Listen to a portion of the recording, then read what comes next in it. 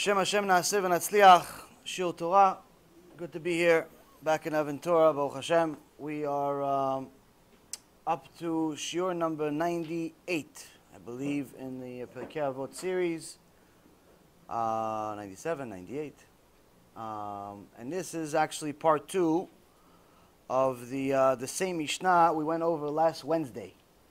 Last Wednesday, which is Mishnah in Avot 5.9.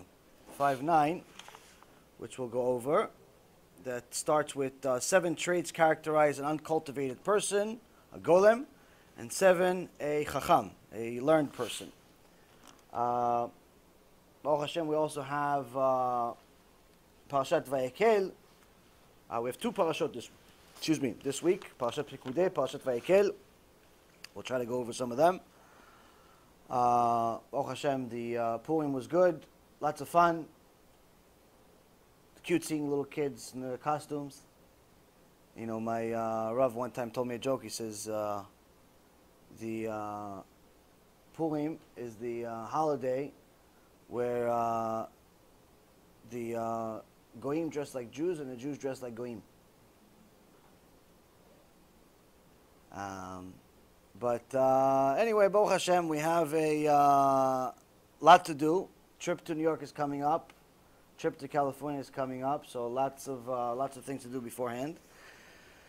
But if anybody has any questions, ask away. A lot of you ask me questions usually after the shiur. Try to ask them during the shiur or after the shiur, so it's other people can benefit from your questions. Because a lot of the questions are usually the same thing. People typically have the same questions. There's a lot of chidushim, Baruch Hashem. A lot of interesting things. And we'll get started. So the shiur will be for a refuah shlema to Levana bat Sarah, Ovadia ben Levana, Sarah bat Levana, David ben Nesriah, Doris bat Jora, Rav Ephraim ben Shulamit. Speak up. Baruch ben Rivka. Elisheva, Chaya bat Sarah. Chana bat Miriam. First Baruch Hu yivarech otchem and give everybody refuah shlema, refuat hanefesh, refuat haguf. We also started a Teilim group last week. There was a couple of big things to do on Purim. There's really a couple of big things to do every day.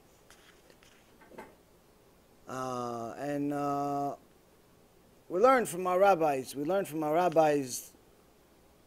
Different things, and if you pray enough to Hashem, Hashem will give you an opportunity to fulfill these big mitzvot that have specific timing. Obviously, every mitzvah you can do. Certain mitzvot that are particular to a certain day of the week, like Shabbat. There's certain mitzvot that are particular to a specific time of the year, like Pesach or Purim. And there's certain mitzvot that are particular to a specific time in your life, specific time of the year, and so on. And the big mitzvah that we have in Purim is the same mitzvah we have for Pesach. In Purim, we call it to remove Amalek, to kill Amalek. In Pesach, we call it to remove chametz. Chametz. Now, we all know that no one really knows who Amalek is today. Most recently, we know that it was Nazi Germany, Yimach Shimam v'zichram. But the Germans today, for the most part, don't have much of a relation to the Germans of 70 years ago, at least not for the most part. There's probably more Nazis in America than there are in Germany.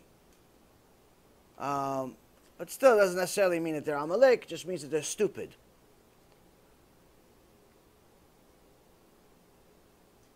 So why do we have this mitzvah that we repeat year after year? Destroy Amalek, destroy Amalek, destroy Amalek. We don't know who he is. How are we going to fulfill this mitzvah? Now everybody thinks that you fulfill the mitzvah by going to shul and hearing parashat Zachor, hearing the verse, which is a mitzvah, mitzvah deoraita. They think that's the biggest point. So they come, they bring the kids, they bring the cats, the dogs, the neighbors, the do. Everybody comes to the shul. No one can hear anything because there's so much noise. People don't know that it's not a mitzvah to bring your kid to shul if the kid doesn't shut up. It's not a mitzvah. It's actually averah. It's a sin. Why? Because now no one else can hear the chazan, no one else can hear the Baal Koreh because your son can't be quiet. It's either because he was never disciplined, or because he's just too little to be disciplined. If he's before 6 years old, you can't discipline him really. Why? He doesn't really understand. The Ben Ish Chai, Zchutot Hagen Aleinu, said that until age 6, your child, no matter how cute he is like a monkey. Meaning, you have to train them. You have to train them how to do certain things. You can't really discipline them. You can train them, you can't discipline them. So, if your kid is not trained to be quiet at shul because he's under 6 years old, because you can't discipline him, it's under 6. You can't bring him. It's not a mitzvah to bring him. Why it's not a mitzvah? Because then everybody else has to suffer because your kid can't be quiet. So then you're going to say, yeah, but how is he going to learn? He learns at home. He doesn't learn on somebody else's cheshbon. You don't learn by making other people suffer. Especially since in reality, most of these parents that are bringing their kids to shul, what are they bringing them to? To eat lunch. They give them bamba, beastly, candy, this, that. All they do with the rappers all day, and they're screaming and yelling. No one learns anything. But everybody else has to suffer. Everybody else has to suffer with the beastly and the bamba and the potato chips. He brought the whole kitchen. Because you want him to be quiet, but in reality, not only is he making noise with the rapper, he's also making noise with his mouth too. And then they yell, and they scream, and they run, and this is in almost every shul. Thomas, kaparat avonot. So if your kid is under 6 years old, unless you have trained him extremely well to the point where he could sit quietly throughout the entire tefillah, throughout the entire reading from the Torah, which is very difficult for a 5-year-old kid. It's very difficult for 50-year-old kids. Imagine for a 5-year-old. You can't bring them. It's not a mitzvah. You're causing other people to miss the reading. And if the reading is Megillat Esther, you miss one word, you didn't fulfill the mitzvah. If it's Parashat Zachor, you miss one word, you didn't get the mitzvah. So other people, Hashem Erachem, are missing mitzvot deoraita, biblical mitzvot, because you want to train your kid. Train him at home. Don't do anyone any favors. Now, if he's above 6, that means that by now, you're able to discipline him. If you haven't disciplined him yet, to the point where he can't sit there, he's 8, 9, 10 years old, 11 years old, 12 years old, and he still doesn't know that he needs to be quiet in shul, sometimes because his father is not quiet, so he says, oh, I'm doing like Abba. Abba is not quiet, I'm not quiet. Why should I be quiet if Abba's not quiet? Abba's talking, I'm talking. But, what's the problem? Fulfilling my responsibility of respecting my father. I'm doing the same thing as him, no? He wears kippah, I wear kippah. He goes to shul, I go to shul. He talks in the middle of tefillah, I will talk at tefillah. What's the problem? I'll talk even more than him. Show him a big tzaddik. What's the problem? Sometimes because the father doesn't know how to be quiet. Sometimes the rabbi doesn't know how to be quiet. Sometimes the rabbi is the biggest talker in shul. Place like that, run away. Place like that, it's not a mitzvah to go to a place like that. If the rabbi is the biggest talker in shul, there's no mitzvah of going to that shul. Why? There's no chance in the world it's ever going to change. Change starts from the top. If the top is rotten, it's only downhill from there. So sometimes because the father, sometimes just because he just didn't get disciplined yet, and he doesn't know yet, and it's hard for him, and so on and so forth. Again, the same responsibility goes on the parents to not bring their children to shul. Why? It's not my fault that you did not discipline your kid. I came to shul to pray. I came to shul to listen to the chazan, not to listen to your kids. And yes, some people are going to want to tear my head off and say, oh, it's so insensitive. Call it whatever you want. My responsibility is to God, not to your 6-year-old kid or 10-year-old kid who doesn't want to be quiet. And this is why I have never brought my kids to shul. The first time I ever brought my kids was on Purim, on the second reading, where there's like 6 people. Why? Nobody else is there. So I brought one of my babies, because he's Baruch Hashem. It's fine, just to see what happens. Baruch Hashem, we survived. Other than that, no one's ever seen my children. In general, I don't bring my kids out, because there's no reason to. What are they going to go see? People half naked in the streets, what are they going to go see? If there's a need, we take them. But in reality, most things, there's no need. To shul, definitely no need. For what? What are you going to bring a 3-4-year-old to shul for? What are they going to do there? What are they going to do there? To play? Play at home. Play in a kindergarten. Play in a preschool. In a playground. Shul is not a place to play. The fact that many people have turned into a playground and practically every big shul has a playground is ridiculous. But that's such as life. This is how the generations continue to fall. It's time someone says something. Apparently I have to be the one. So, first and foremost, we have to understand that shul is not a playground. It's not a playground. It's a place to pray and to fulfill mitzvot. Now, the big mitzvah we had on Purim was to get rid of Amalek. How are we going to get rid of Amalek? First of all, if we can't even hear, we have to do it because the kids are screaming. So let's say we solve that problem next year. How we get rid of Amalek? We don't know who he is still. How we get rid of Amalek? The reality is, Rabotai, we talked about, we had a whole lecture about it last week. Amalek is inside us. It's the Amalek that's inside us that we have to get rid of. Amalek has the same gematria, same numerical value as Safek. Safek means doubt. You have to remove all the doubts that you have.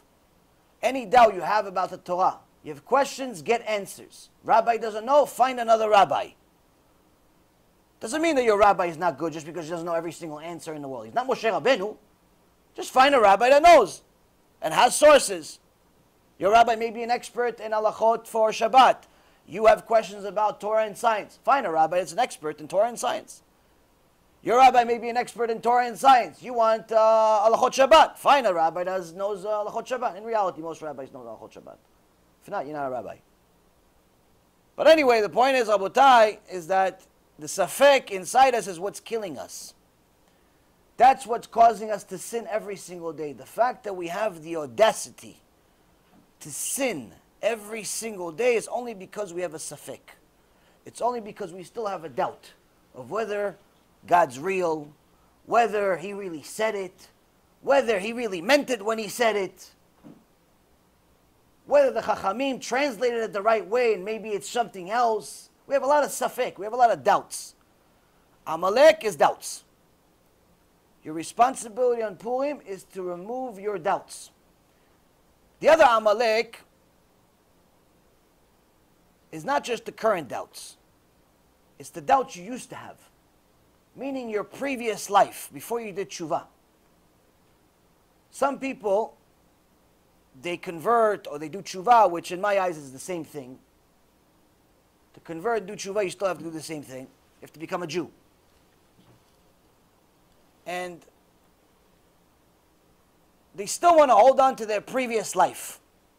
Still want to hold on to their previous friends, their previous customs, their previous likes.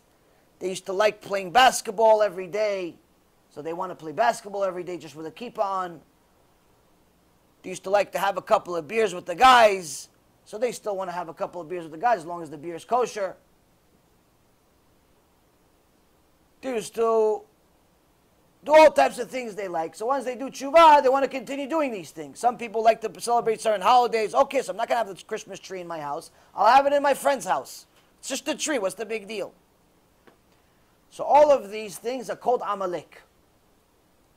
And the mitzvah of Purim is to get rid of that Amalek. All of those horrible things that you did in your past before you realized how bad they are, it's time to stop. Now obviously it's time to stop them every day. That's tshuva. But there's a special merit if you do this on Purim or this time of the year. Now for anyone who didn't know, until you heard it right now in the shiur, good. Why is it good? Pesach has the same mitzvah. It's called chametz. Chametz is not just the bread that's in your house. Chametz is the chametz inside you. It's the stuff that's no good, that's no longer welcome. And it's a mitzvah to get rid of all those things and start doing tshuva. Because no one knows how long they're going to be here. No one knows if they're going to be here to see Mashiach or they're going to see God first. Because they're calling him upstairs early. No one knows. Point is, you have to do tshuva before you die. So Chazal asks, so when is that day? No one knows. So when should we do tshuva? Every day. Every day do tshuva. So getting rid of the Amalek, getting rid of chametz is the same thing, Rabotai. It's time for us to start taking care of those things. Now, how do you know that you're actually doing tshuva? How do you know? Why? Because you have a kippah on? You have kisui rosh? You're wearing different clothes, that means you did tshuva? There's this certain particular person, this woman. Honestly, I think she's related to Haman. In my opinion, she's related to Haman. She's been torturing us for the last few months. And I think she's related to Haman, but she wears a kisui rosh like you think she just came from Mount Sinai. So kisui rosh is not necessarily, even the Muslim terrorist wears kisui rosh. Kippah, plenty of people wear kippah while they do a lot of bad things. Exterior doesn't mean that much. Obviously, the exterior needs to fit the interior. But the point is, how do you know if you're doing tshuva? One sign, Rabotai, is when you get to the point where you're disgusted with the sins you've made in the past. To such a point that it's encouraging you to stop. Now, just being disgusted and upset about your past, that could simply be just Yetzirah. Why? He wants you to say, oh, you're such a sinner, you did this, there's no hope for you. You lose hope and you decide to be a Rasha for the rest of your life. That's Yetzirah. But Yetzirah Tov that wants you to do tshuva, the good inclination, also wants to remind you, all those things you used to do, used to see this, used to watch this, used to do all those things you used to do. It's no good. Okay, that's why you did tshuva. Okay. Next year. By the way, remember those things? Yeah, you did tshuva for them. No, not really. Why? You're supposed to be sorry. Well, but I stopped. Okay, stop this one thing. You have to be sorry for them too.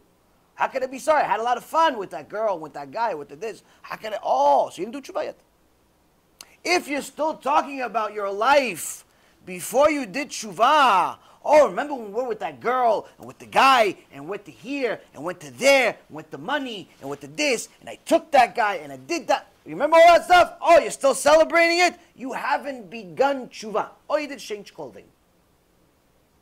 All you did is change clothing, and you became a robot to keep Shabbat.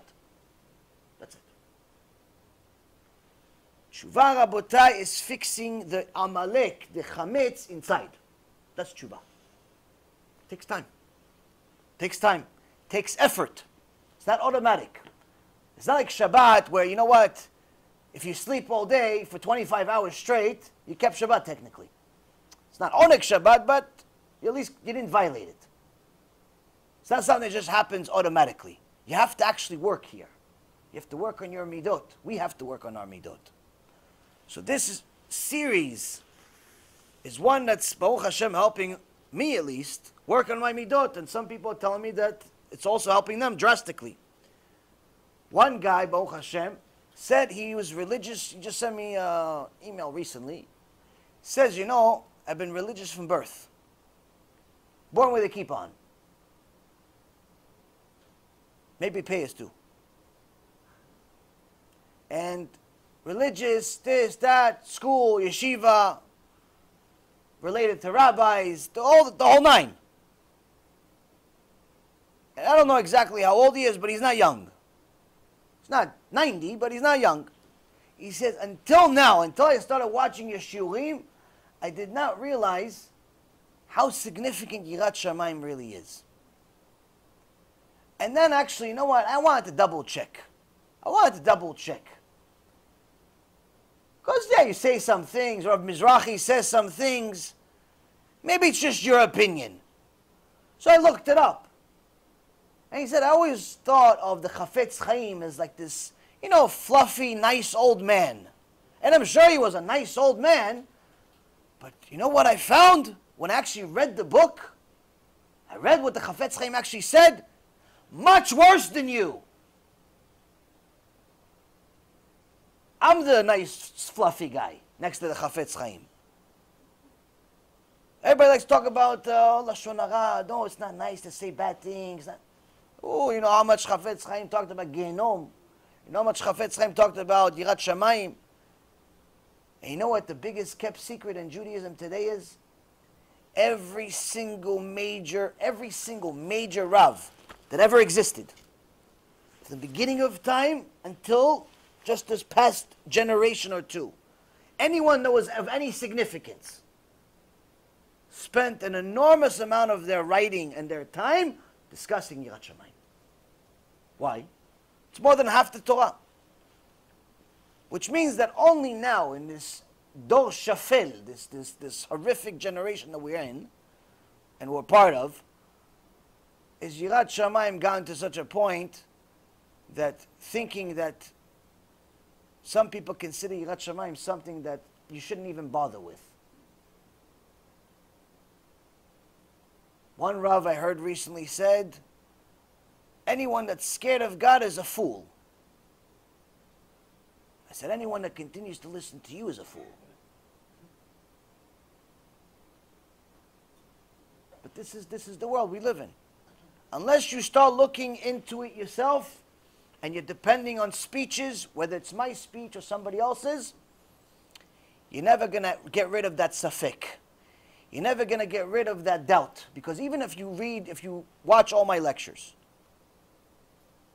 unless you double check everything I say, or at least a bunch of them to the point where you know whatever he says, I've already verified enough that I know by now it's good.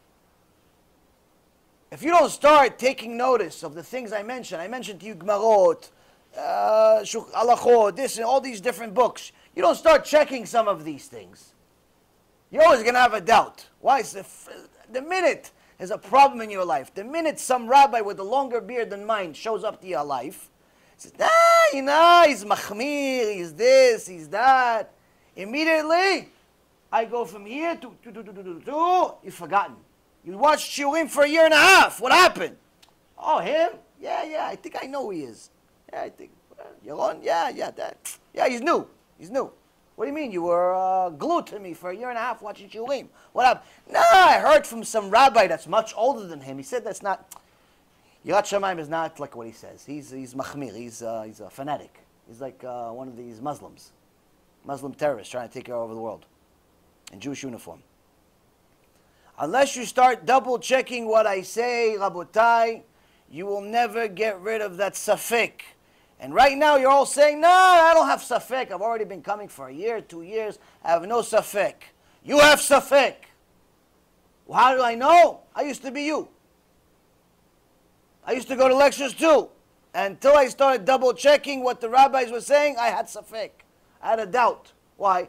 Maybe he's interpreting it that way.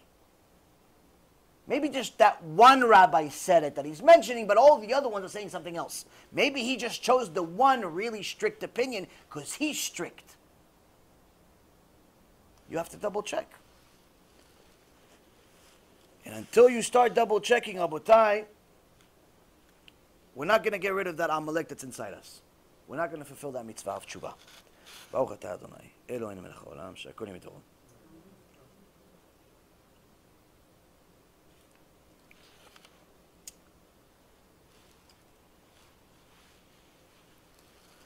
So, people ask the same questions over and over again online, and I try to do my best to respond to all of them, but Baruch Hashem, there's much more than I can handle. But the reality is that if people would simply watch the shiurim, not just the clips, the 5-minute clips, the 10-minute clips, watch the full shiur, watch the full 2-3 hours, every week, watch at least one full shiur, I promise you'll get answers to all your questions. Why? Because there's an enormous amount of material in every lecture. It's an enormous amount of material to every lecture. If you're not writing down notes in every lecture, you're wasting your time. You're not going to remember it. I don't remember it, then I'm telling you. But to explain this so people understand the significance of Torah that's out there, we're not even touching 1% of 1% of 1% of 1% of it. Now, I'll explain this so people understand. Because people say, oh yeah, where is this written? Oh, it's out, maybe I understand what we're talking about. Now, we talk about Gemara. When I say Gemara, Masechet such and such, Masechet Sotah, Masechet Shabbat, Masechet, these are tractates of the Gemara. Gemara is the foundation of our oral Torah. It's not the only part of the oral Torah, but it's the foundation. It's the most significant. Now, in simple words, this is one book of Gemara. This is one. This is one of 4 books of the tractate of Shabbat. One of them. So, for example, Shabbat, Masechet Shabbat, the tractate of Shabbat, in the translation from Art Scroll, has 4 of these books. Now, the entire Talmud, the entire Gemara, Talmud Gemara is in essence synonymous, it's the same thing, has 73 of these books. 73 of these books, which are 36 Masechets, 36 tractates, but are 73 books. Okay, 73 of these books. Each one of these books is somewhere in the neighborhood, I would say, probably 600-700 pages. Okay? They're very, very thin pages. Now, when I say, the Gemara says, let's say, I don't know, I just picked one over here. Okay, Amar Ula, Aluva kala mezanam betoch chupata. Ula said, how shameless is a bride who's unfaithful while still in her bridal chamber. A bride that's unfaithful to her groom while they're under the chuppah. She's looking at her his best friend. What is this synonymous to? What is he trying to talk about? The rest of the Gemara, I'll save you the time. This was Hashem Erachem, Am Yisrael. Am Yisrael and Mount Sinai. Moshe Rabbeinu goes up to Shamayim to get the Torah. What do? We go Chet HaEgel. We build a golden calf. We're under the chuppah in Mount Sinai, and we're cheating on Hashem already. It's no different than us, by the way. We say Shema Yisrael every day. We say Baruch Hashem every day. We say Be'ezrat Hashem every day. We say I love you Hashem every day. But when it comes to a difficult mitzvah, Hashem, you're gzamta ktzat. You're too much a little bit. What do you mean? You just said Baruch Hashem, no? You just said Be'ezrat Hashem, no? What happened? What happened to Hashem? No, Hashem, we have a line. So this now. Point I'm trying to say is that this is one line. One line in one page. It's not the whole Gemara. It's not the whole page.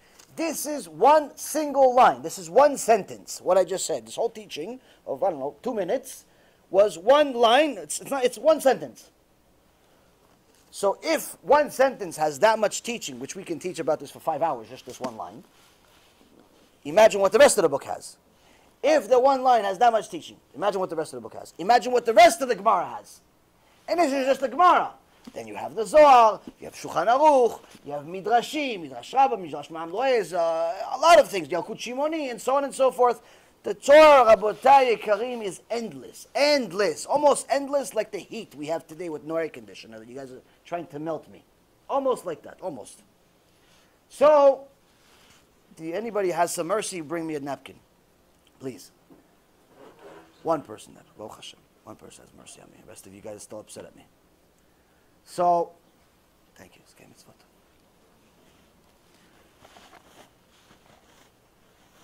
So what is this? Talk about kaparat avonot? You guys trying to melt me today?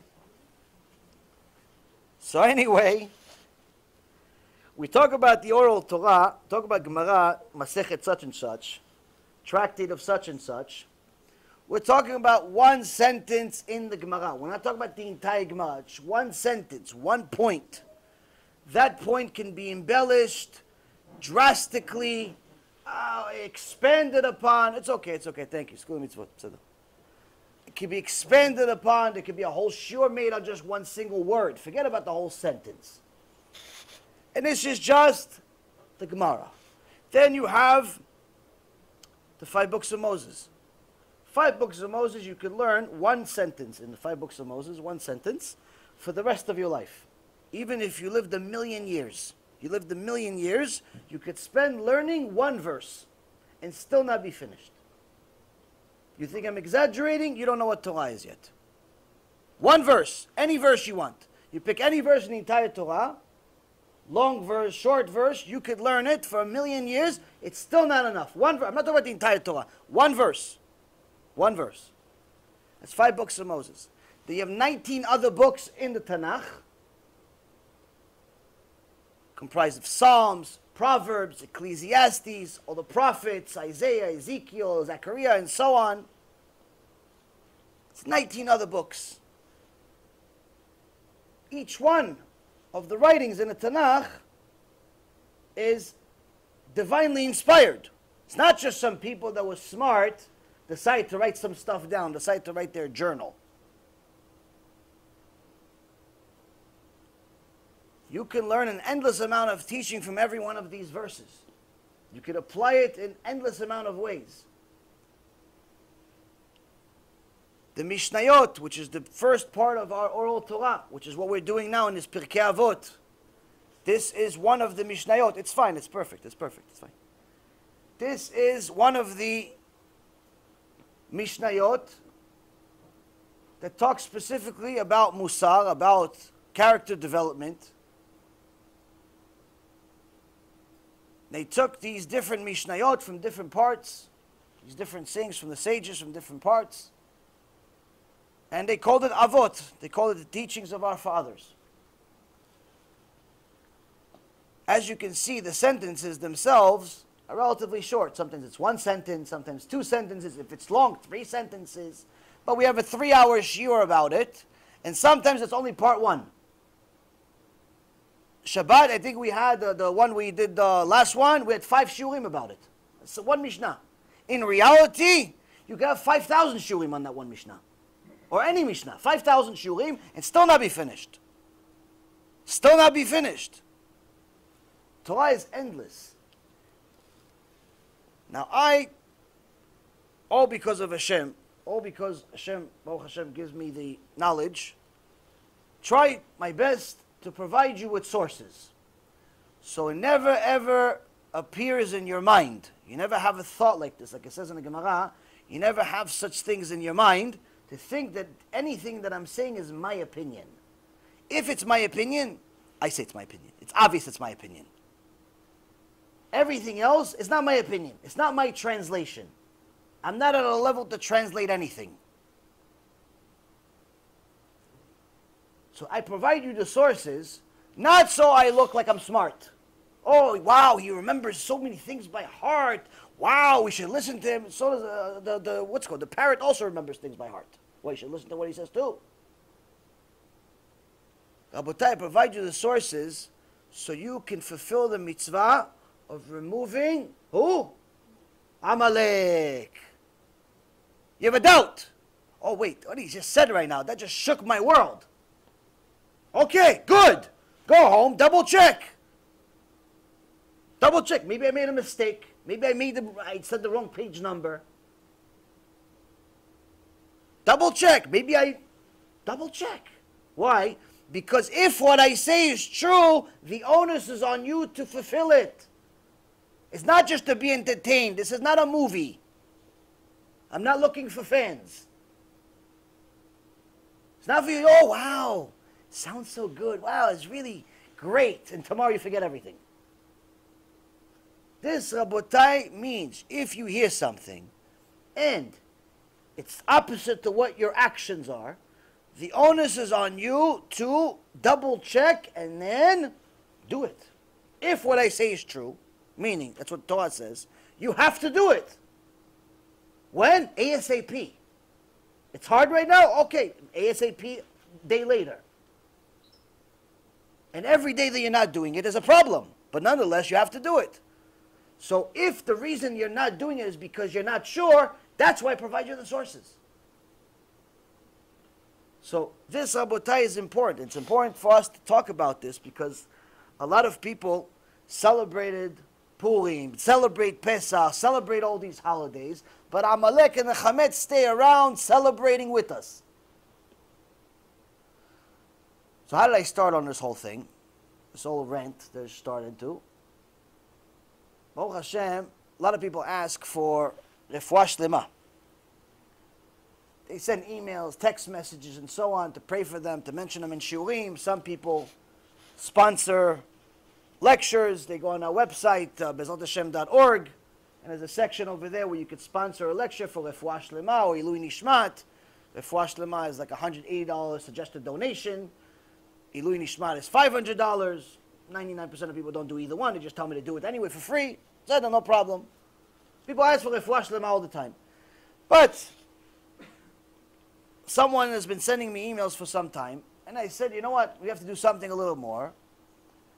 And we decided to start a WhatsApp group to read Tehillim for this sick person for 2 days, to read the entire book of Tehillim. And Baruch Hashem, we had a group of people from around the world join this WhatsApp group, each committed to reading a certain amount of Tehillim. I was included in it as well, Baruch Hashem. And that was one way that we fulfilled the mitzvah of helping our brothers and sisters that can't help themselves. How? Sometimes a person has lost hope, doesn't even want to pray for themselves. So you pray for them. Not only are you helping them when they're in need, but also, if you pray for somebody else, Chazal tells us, the sages tell us, that the prayers you pray for somebody else get fulfilled for you. So this is one thing that I think was relatively useful and very special about this Purim for me. The second thing that I thought was very interesting about this Purim is that I ran into some of my old pictures, like pictures of when I was younger, you know, when I was still a goy. And I wasn't a bad person. I didn't kill anybody or anything. I didn't steal. I didn't rob. But I was definitely not trying to be righteous. I was me. I was a regular, secular person. And we have had these pictures, like everybody has pictures from, you know, from their life. But the reality is that my wife and I were looking at these pictures. Nothing wrong with the pictures themselves. I mean, I'm not a woman. I'm not immodest. It's pictures. But we just thought that what good's going to come out of this? Holding this picture of me in, I don't know, my old life. For what? What purpose is it going to serve? What purpose is it going to serve? Like, what is it going to do? And it reminded me of a story that I believe it was Rav Mizrahi said this story one time, that this couple, I did tshuva, they had their old wedding picture. They had their old wedding picture in the house. And their kids grew up, and they saw this wedding picture that they had in the bedroom, or they're cleaning for Pesach or something like that, and they saw the wedding picture of their parents, which was previous to tshuva. Now, Baruch Hashem, the tzaddikim, everything, they look Jewish. But when they had the wedding, they didn't exactly look Jewish. So the little girls, little tzaddikim girls that don't know anything other than Torah and Hashem, they asked their parents, Ima, Abba, who are these goyim? Who are these goyim in the pictures? Who are these non-Jewish people in the pictures that you have in your bedroom? Meaning, you don't look alike anymore. Why? Once you do tshuva, it's not just your clothes change. Everything changes. Your face softens. Your behavior softens. Your everything softens. If you've done tshuva and nothing changed, that means you haven't done tshuva. It just means you change clothes. So I said, you know what, Chas v'shalom, my kids are going to grow up one day, they're going to say, oh, who is this, who is this? And you know what happened? One of them actually said, the one that can talk a little bit, my little girl, she saw a picture of me. I was, I don't know, my t-shirt and sweatpants or something like that, with my dog that I used to have. And she looks, she asked my wife, who's that? Who's that? She looks, that's me. But my little daughter says, who's that? I said, Shem Erachem. Got to get rid of Amalek. Why? I'm not proud of who it was. No, I wasn't a criminal. I wasn't a thief. by most people's definition, I was actually a decent person. I donated a ton of money. I helped whoever I could help. But in reality, Rabotai Yekarim, when it comes to Hashem, I was enemy of Hashem. Just like anyone else that has not done tshuva. Because that's what it says in Parashat Yitro. That's what it says in Parashat Vayetchanan. That's what it says all over the Torah. If you're not fulfilling Hashem's mitzvot, if you're not fulfilling them, you're an enemy. That's it.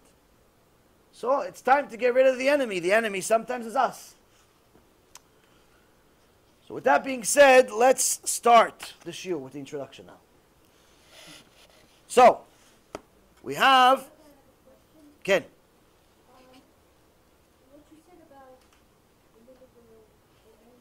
Ken. Isn't it wrong to like have the child say, who is this boy? I mean, we're not supposed to teach our kids that it's okay to be a boy, but we cannot follow what the boy does. Right, no. The story is what happened to this, that's what happened to this couple. Where she asked her parents, who are these goyim? Meaning that she knew that Jews don't look like this, don't look like immodest, don't look like what they look like in their wedding. So they said, who are these goyim? Meaning it cannot be Jews because the kid is used to seeing a certain type of, a Jew look a certain type of way. So if a person doesn't look a certain type of way, they're saying, oh, it must be not a Jew. In essence, the parents are trying to teach their kids a little bit of kaf zchut. Why? A Jew is always righteous. So if they don't look like it, it must not be a Jew. Or what Rabbi Boton, where I live, he's a tzaddik, he teaches his kids. They see sometimes the people that come to Knesset not exactly look like tzaddikim. And they ask him, Abba, how come such and such looks like this, or does this, or does this? Oh, he doesn't know. He doesn't know, misken. He doesn't know he has to do this, this, and this. So we're not insulting the goyim chas v'shalom. We're not allowed to insult anyone, unless it's an enemy of Hashem or enemy of Am Yisrael. But in essence, you have to make sure that the kid, first of all, knows that there's a right way and there's a wrong way. It's not okay to look like a non-Jew if you're a Jew. It's not okay to behave like someone that's not in accordance with the Torah. It's not okay. To accept people for who they are is not okay. Why? We have a mitzvah in the Torah. It says, "Ocheach tochiach et amitecha." You must rebuke your brother. That doesn't mean that you have to start throwing rocks at them like you're a Palestinian terrorist. No. Meaning, you see your brother, you see your sister going against Hashem. Sometimes it's intentional. Sometimes, most of the time, it's not. You have to say something. You have to do something about it. You can't just let it go and say, 20 years we're friends. The guy's still Mechalel Shabbat. I never told him anything. You have to do something. So, your kids are going to be a reflection of you. If you welcome, if you are pretending everything's okay, and you're welcoming everybody to your house, you're never telling, you know that everybody is driving on Shabbat to your house, and you're never saying anything, you're thinking that just by them eating kosher food on Shabbat, bigger than their head, eventually they're going to stop driving on Shabbat. You're not only not helping them, but you're also destroying your own kids. Why? Because your kids are going to say, listen, this guy, Tzvika, has been driving to my house for 5 years already on Shabbat. My father never said anything, and he's still driving after 5 years. So that must mean it's okay to drive on Shabbat. Why? My father loves him. My father loves this Tzvika guy, this Moshe guy that's driving on Shabbat to us. He never said anything to him, so it must be okay to drive on Shabbat. It can't be that bad. Why? Because if it was so bad to drive on Shabbat, by now my father would have said something. He would have done something. He would have told him at least, you know what? Don't drive to my house on Shabbat. Don't show me that you're an enemy of Hashem. Do something. And that's the thing that people mistake. They think that being Avraham Avinu and accepting guests means you're accepting them for what they are. That's because they didn't read the commentary of what Avraham Avinu actually did. Avraham Avinu, when the Malachim came to his house, he didn't know they were Malachim. He just thought there were 3 Arabs. And he told them, let me wash your feet. What, he has nothing to do? He's in huge amount of pain because the 3rd day after Brit Milah, which is known to be the most painful day after Brit Milah, no anesthesia, no painkillers, It's the hottest day in history, literally, hottest day in all of history. And he's saying, no, come to my house and what not else? Let me wash your feet. Why let me wash your feet? Because the form of idolatry that was very common in those days was to worship the sand, the dust that was on our feet, on the people's feet. So anyone that would not allow him to wash their feet, he knew they were idol worshippers. If you're idol worshippers, get out. Rule number 2, once you come into the house, he's going to give you food. Now, after you finish eating and say, okay, you have 2 choices. 1, you can pay me for the food. I just killed a whole cow for you. Each cow, $15,000, you have to pay. It's a rule. It's a rule of the land. Or you could just say, Birkat Hamazon. Free. 15,000 or 15 minutes. Which one you want? That means that Avraham Avinu was not just accepting everyone and tolerating it, and it's okay for you to be you, it's okay for me to be me. No, Rabotai. Avraham Avinu, Yitzhak Avinu, Yaakov Avinu fulfilled the entire Torah. Obviously, there's a way. You have to use a little bit of charisma. You have to be motivating. There's different ways to talk to different people. You can't be aggressive all the time. You can't be aggressive sometimes with some people. You have to know how to do certain things. But to just teach our children or ourselves that you have to accept everyone for what they are is outright against the Torah. It's against the Torah because we have a specific mitzvah that says otherwise. We have multiple mitzvot that say otherwise. And when we do that, and just, I know a lot of people. There's actually one family that I know from Boca Raton, Mamash, they accept everyone. They bring people to their house every Shabbat. There's at least 20, 25 people in their house.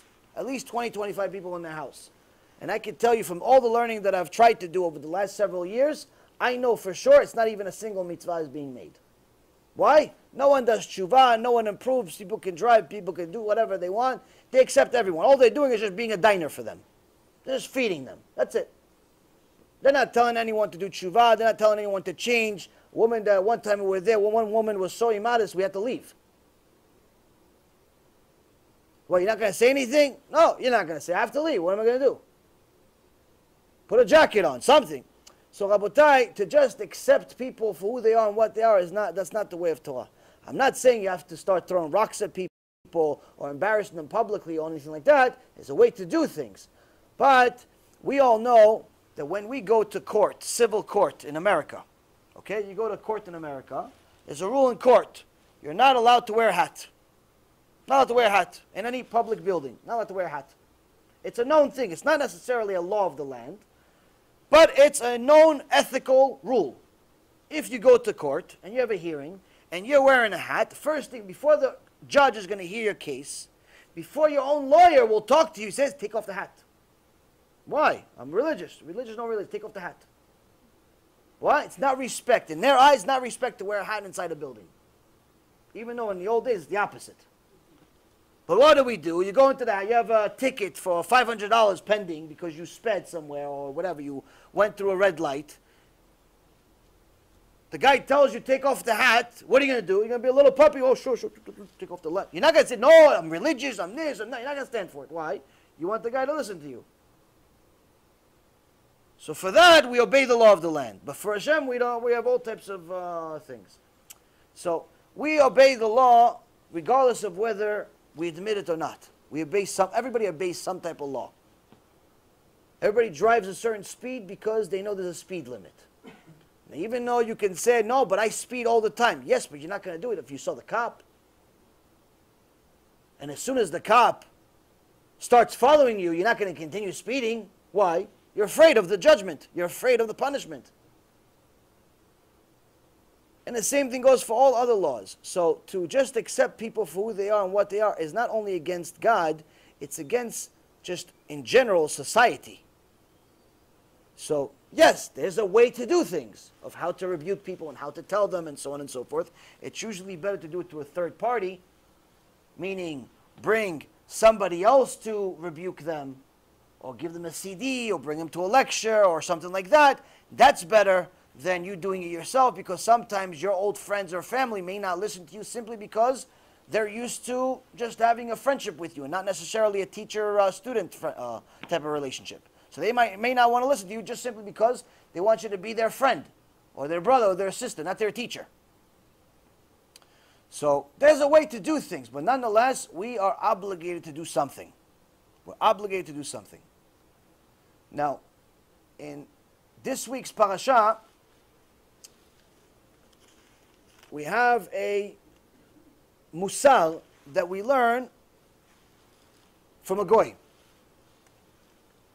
But this mussar is so critical that it's actually a kitrug on Am Yisrael.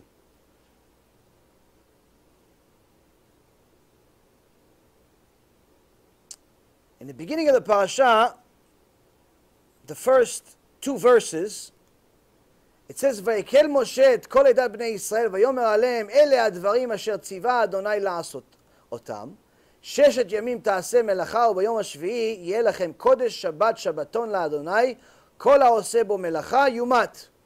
לא תבערו אש בכל מושבותיכם ביום השבת. So the first 3 verses is again the reminder of the mitzvah of Shabbat. Moshe assembled the entire children of Israel and said to them, these are the things that Hashem commanded. 6 days you work may be done, but on the 7th day shall be holy for you, a day of complete rest for Hashem. Whoever does work on it shall be put to death. He's not worrying about if he's going to hurt anybody's feelings. Oh, listen, I was used to playing football every Shabbat. I was used to selling my shoes on Shabbat. I was used to selling cars on Shabbat. Wait, now you're going to kill me? Yes. He's not worried. There's no like a commentary. Oh, Moshe Rabbeinu really felt bad when he said, if you violate Shabbat, Hashem's going to kill you, or he's going to kill you, or one of the two, whatever happens first. There's no feeling bad. Why? It's Hashem's commandment. Which, bottom line is, Rabotai, the reason for every single one of the 613 mitzvot we have in the Torah is because Hashem said so. That's the real reason. Every mitzvah. Every single mitzvah. Yes, there are certain ta'amim, meaning there are certain flavors or different benefits that Hashem allows us to see and understand from observing Shabbat or kosher or tarat mishpacha, all of those other things. But in reality, that's not the reason of why we do it. So if, let's say, for example, a person doesn't work, he's retired. He's retired, he doesn't work. So technically, 7 days a week is a vacation for him. He still has to keep Shabbat. If a person doesn't like meat, doesn't like it, so when he eats it, it's like he's only doing it because you told him that on Yom Tov and on Shabbat, in order for you to really celebrate, you have to eat meat. Does he still have to eat kosher? He's already doing you a favor that he's eating meat bichlak because he hates meat. Yes, he has to eat kosher. Why?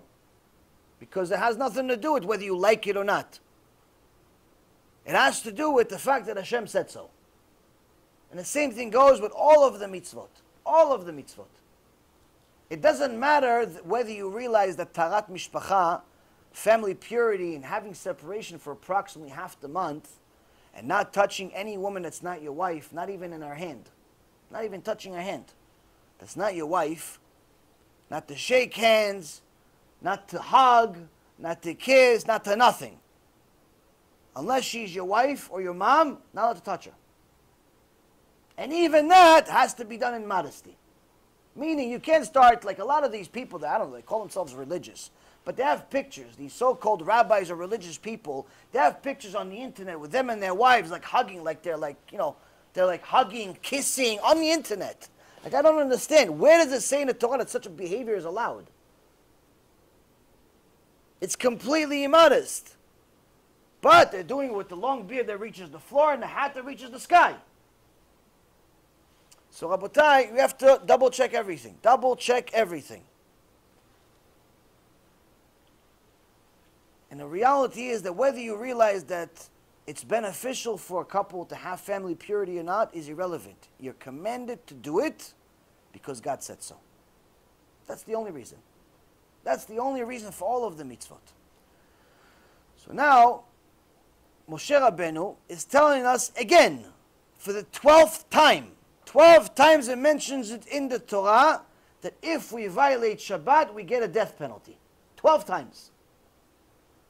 Why, wasn't enough first 11? Again we need? Yes, again. He's not worried about somebody being offended. Okay, we heard it already 11 times. No, you ever have like one of these people tell you the same thing 500 times? Isn't it annoying?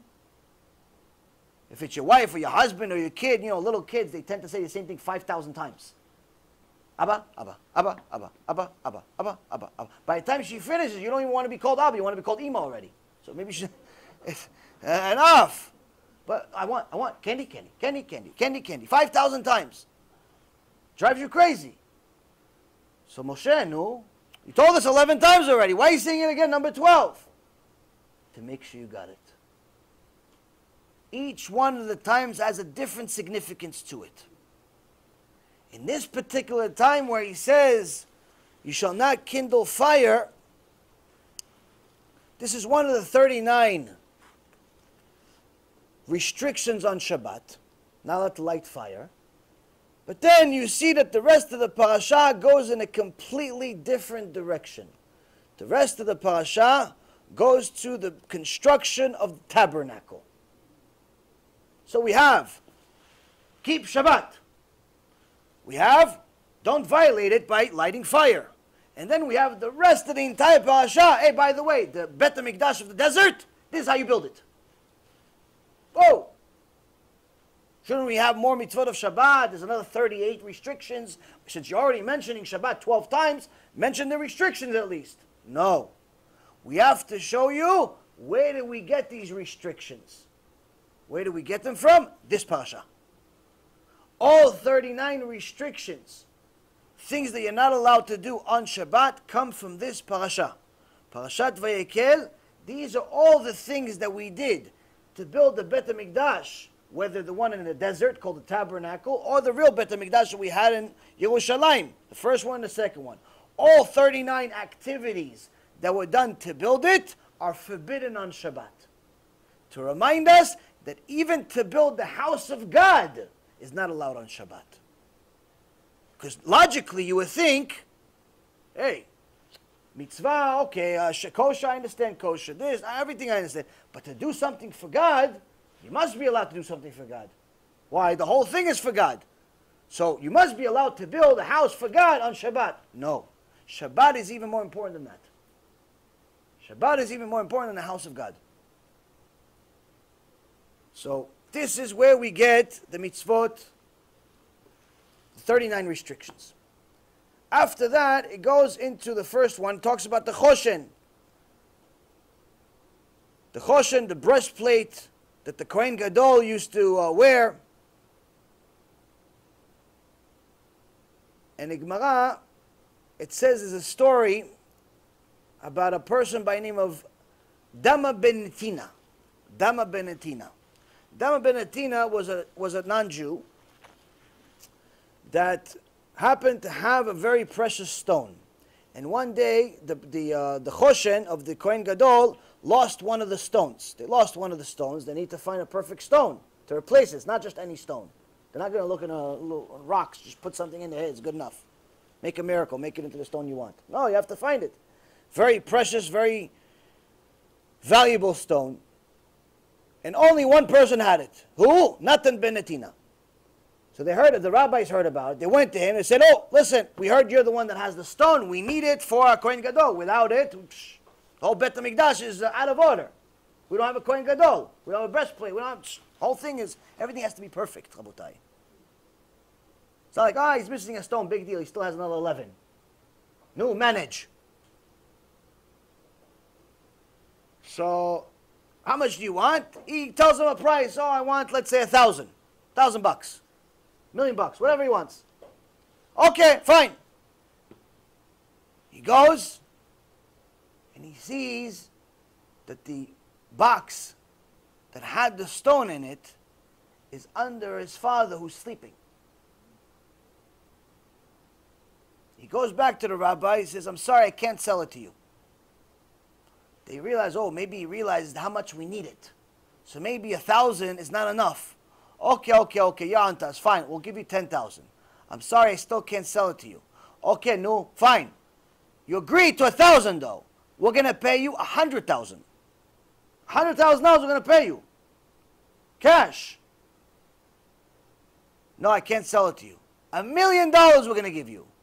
There's no other place to get it. Bet HaMikdash is out of order without this. They don't care. The price is irrelevant. We'll go collect from people, tzedakot, masrot, whatever. We have to pay this guy the money. This guy is greedy now. He agreed to 1,000, now he's not even agreeing to $1 million. They're willing to give him $1 million. No.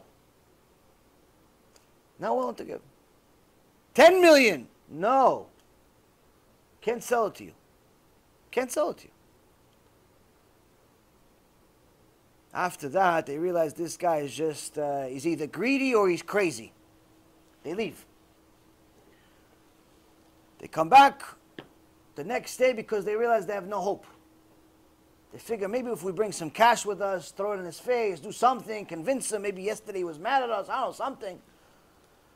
They start talking to him and say, listen, we came back from a stone. Oh, yeah, sure, I'll have it. Look at him, fine. He comes back, he gives him the stone. He goes, and here, for the original price of 1,000, we agreed. Not 10 million. So he says, they say, whoa, hold on a second. 10 million we agreed, but 1,000 yesterday. Explain to us what just happened here. We're confused. You're confusing us. Yesterday we offered you 1,000, you said yes. Then you came back, you said no, we offered you 10 million. You said no. What happened? Oh, yesterday I couldn't sell it to you. Why not? What happened? The stone was sick. It called off. It was off for the day. It told you I don't want to be sold today. I have a vacation. What happened? Because no, yesterday my father was sleeping on the box that had the stone in it. And I, chash v'shalom, I didn't want to wake up my father. And the Gemara says, you do not know anything about kibud avaim. You know nothing about honoring your parents until you learn from Dama ben Netina Agoy, that was not willing to take $10 million just not to wake up his father. Us, as soon as we wake up, we want the father to wake up, the mom to wake up and to make us breakfast and lunch and dinner and everything else and pay our bills too. So, our Torah also learns lessons from all types of chachamim. Doesn't matter whether they're Jewish or not. Of course, most of them were Jews. But nonetheless, if a non-Jew said something that was extremely valuable, the Torah mentions it. Why? Because the Torah is a document of truth. It's not a document of racism or lies. And sometimes when something bad happens, or one of the tzaddikim looks in an unfavorable way, it also mentions it. Even at times that Moshe Rabbeinu sinned, which really in our level it's not a sin, but in his level he sinned. It mentions it in the Torah. When David Amalek made a mistake, it mentions it in the Torah. When Tzidkiyahu, or Chizkiyahu made a sin. Why? He said, listen, he saw through Ruach HaKodesh that his son's going to be Menashe. And Menashe is going to be Oved Avodah Zarah. He's going to do idol worship. He says, you know what, better off not get married. The prophet came to him and says, tomorrow Hashem decided he's going to kill you. Why? But all of Am Yisrael did tshuva because of me. Everybody's learning Torah. 6-year-old kids know the entire Mishnah by heart. Why is Hashem killing me? Because you went against Hashem. What went against Hashem? The whole nation is learning Torah. No one works. No one works. Chizkiyahu put a sword in the ground. He says, whoever doesn't learn Torah, I'm going to kill. Meaning, all the job you have is to learn Torah. That's it. So what? How did I go against Hashem? He says, you decided that you're not going to get married. Yeah, but that's because it's for Hashem. Because I know that my son, from the marriage, is going to be a Rasha. The prophet Isaiah says, that's not your cheshbon. That's not your math to make. You're obligated to do a mitzvah of get married, do purbu. What happens after. It has nothing to do with you. You do what you have to do. You don't start doing accounting for Hashem. He didn't give you prophecy and Ruach HaKodesh for you to start navigating the future for him. Imagine. He says, okay, fine, so would you let me marry your daughter? I says, okay, marry my daughter. Why? Tzaddik, Gadol Hador. Gemara says in Moed Katan, the entire generation decided that if the Mashiach would come, it would be Chizkiyahu. That's how much of a tzaddik he was. But Rabotai, when he made a mistake, the Torah says it, despite the fact that it doesn't look so good. When Shaul Amalek, that the Gemara in Masechet Megillah says that if the tables were turned and Shaul came after David and David tried to kill Shaul, Hashem would allow Shaul to kill David. Meaning Shaul was a bigger tzaddik than David. King David, the one Mashiach is coming from, Shaul was a bigger tzaddik. Shaul made a mistake. He used witchcraft. Does Torah hide it? No. Highlights it actually. Says, you lost. You went against Hashem. That's it. You lost your kinghood. Oh, can you please? No, he tells the prophet. No, Prophet Natan. No, come to me. Maybe I'll pray to Hashem together. He goes, I'm not praying with you. Why? It's tzaddik. You went against Hashem. I'm not praying with you. Please, I beg you. Do. Highlights it. Why? You made a mistake. It's true. It happens. So, there's a lot of lessons to be learned in the Torah, both from Jews and non-Jews. But nonetheless, if it's in the Torah, that obviously means it's divine. The other thing we learn in this parashah, it's very interesting,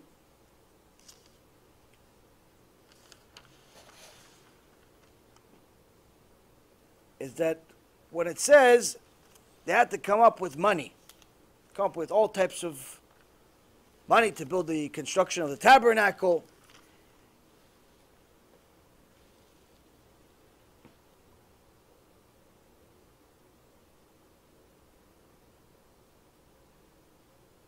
It says something extraordinary.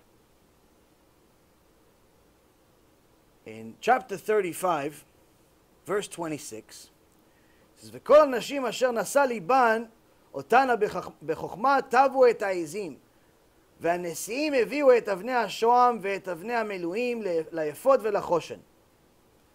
So it says, actually starts in verse 25, it says, every wise-hearted woman spun with her hands, and they brought the spun yarn of turquoise, purple, and scarlet wool and a linen. All the women whose hearts inspired them with wisdom spun the goat hair. The leaders brought the shoam stones and the stones of the settings for the ephod and the breastplate. In essence, the Chachamim say, if you notice, it mentions an order of people that were responsible for building the tabernacle and contributing to it. Contributing to it. It says first, it mentions the men. The men were the laborers. Then it mentions the women. And then it mentions the leaders. Who are the leaders? The rich people. Why are the leaders last? Should be the first. Usually, first thing you mention is the leader, then everybody else. Sometimes you only mention the leader and you assume everyone else followed. But here it says the men, then the women, and then the leaders. Why? Rashi cites Rabbeinu Natan, the Midrash Rabbah. He says the Nesiim, the leaders, are actually being rebuked in this verse. Why? They had all the money, but they had the mentality of a lot of people, like people today, which is, I'll give whatever you're missing. Just get whatever you need to get. Get whatever money you need to get. Whatever you're missing, I'll fill it up. Meaning, let's say, for example, you're trying to collect $1 million, and the guy has $1 million. No questions asked. He has $100 million. You come to him and say, listen, can you help us out? We need $1 million. Do KIRUV, get Am Yisrael to come back to Hashem. He goes, listen, go get whatever you're going to get from other people. And whatever you're missing, come to me after. But you have the $1 million, no? Yeah, I have the $1 million. But let's go try with other people first. See what they can give. Let's see what everybody else does first. Whatever, maybe you're going to get 900,000 from them, and then I don't have to give you the million. I give you only 100,000. Right now, I'd have to give you a million. But if you collect 900,000 from everyone else, I don't have to give you a million. That means I give you 100,000. So why should I give you a million if I can only need to give you 100,000? The Torah rebukes those rich people. It rebukes them back then, it rebukes them today. Which is, you cannot treat tzedakah like it's a business. It's not a business. When you're giving, why? The same reason for every single other mitzvah. Hashem said so. That's why you give. It doesn't matter if everyone gives or doesn't give. When they actually said, listen, go get from everyone else and then come back to me, says that's why you were the least of all the contributors. The first contributor, the second contributor, they were significant. You're just mentioned because you gave something at the end. But in reality, you should have been first. Now, this whole issue created a problem. Why did it create a problem? Because it says that the women whose hearts inspire them with wisdom contributed. Women were inspired. Who were they inspired by? Moshe Rabbeinu. Now the Gemara in Masechet Moed Katan says something extraordinary. It's mamash scary what the Yetzer Hara can do to us. The Gemara says in page 18b that Tashema, come here, proof. Proof of what? ויקנאו למשה במחנה לאהרון קדוש אדוני. They were jealous of Moshe in the camp of Aaron. Hashem's Holy One. What do you mean they were jealous? Hatam mishum sin'au de'avud. It says in that case they actually hated Moshe Rabbeinu. Who hated him? Am Yisrael hated him. Why they hate him? Why they hate Moshe Rabbeinu? He just took you out of Egypt. You kfuyeh tovah, ungrateful people. You hate Moshe. How could hate and Moshe be in the same sentence? How could it be? He took you out of Egypt. You were slaves for 86 years. You're missing arms before you get to Mount Sinai. Missing eyes, missing ears, missing heads. The Egyptians, what they did to you. You hate Moshe? How you hate Moshe? Why do they hate Moshe? This verse. It says in parashat Ki Tisa, we learn that unfortunately Am Yisrael did chet ha'egel. They worshiped the idol. They built the idol, they worshiped the idol. But the Imre Tzvi says that when the men came to the women and told them, listen, give us your gold. Give us your gold. We need it for the golden calf. Women said no. The Jewish women said no. Erev Rav said yes. But the Jewish women said no. I'm not giving you my earrings, my bracelets, my this for this golden calf. No interest. But then when Moshe Rabbeinu says, whoever is interested in contributing to the tabernacle, contribute. All the women gave. All the tzadikot started taking off their earrings, their bracelets, their necklaces, the jewelry, the engagement ring, this ring, that ring, everything else started giving to Moshe. And the men became jealous of Moshe. Why? He says they're listening to the rabbi, but they're not listening to the husband. Must be something with him. And they actually told all of their women a formal warning. You're not allowed to be with Moshe in a room alone. Why? Maybe you have something with him. Why come you listen to him and not me? How come you listen to Moshe, the rabbi, and not me? I have a situation like this. I have many situations like this in my life because people are crazy. But I had a situation one time. People, Baruch Hashem, ask for all types of help. Sometimes they ask for shlom bayit help. Sometimes it works. I talk to the couple. We find out what the problem is. The couple actually wants to work things out. So you remind them of some things that maybe they forgot, and Baruch Hashem, you fix the problem. But sometimes it's a little more complicated than that. and by sometimes it's usually 99% of the time it's like that, that in reality, one of them doesn't really want to fix it, or is just happy to complain because they like to complain, or they just like the way they live and they don't want to change. And this creates a problem, because if one person wants to change and the other one doesn't want to change, it creates a big problem. That's what leads to divorces and so on, because how long are you going to be with somebody who doesn't want to change? So, sometimes you see, Hashem allows you to see things before they happen. And one time there was a woman came to me, and she needed some help, and the husband was complaining also. I started talking, I started realizing, you know what, it's really not the woman that's the problem, it's the husband that's the problem. It's the husband that's the problem. And I tried telling him, he has to change, he has to do this, he has to do that. He decided that I'm Amalek. I'm Amalek, I am Hitler, I am Haman, all wrapped into one. He did not want to listen to me, because all this time he's thinking that I'm going to be his friend. And I'm going to be on his side, and we're going to be like the Muslims, going to beat the wives in public, throw some rocks at them maybe. How could you not listen? Which, by the way, in Islam, this is a normal behavior, just so you know. There was actually a undercover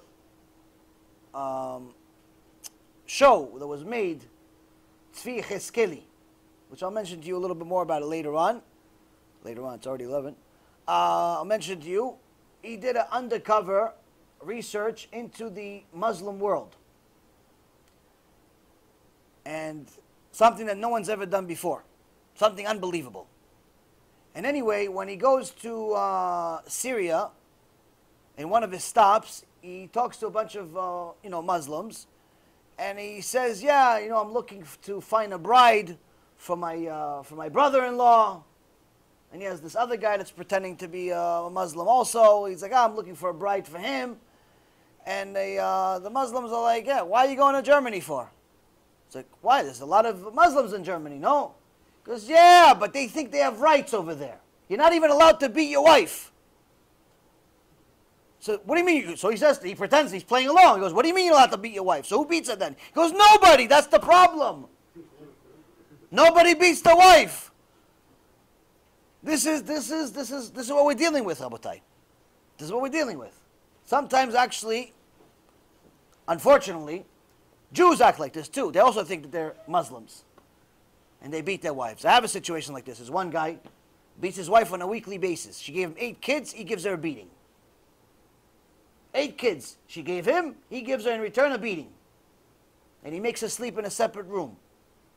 She's not allowed to sleep with him in the same bed. Why? Because he thinks he's, I don't know who he thinks he is.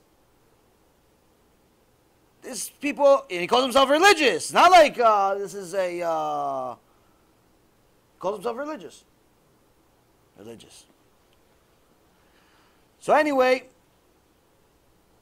the Torah, by the way, just so you know, Torah says that someone that beats his wife has to be warned immediately by the Rav. If he continues, he must be put on cherem.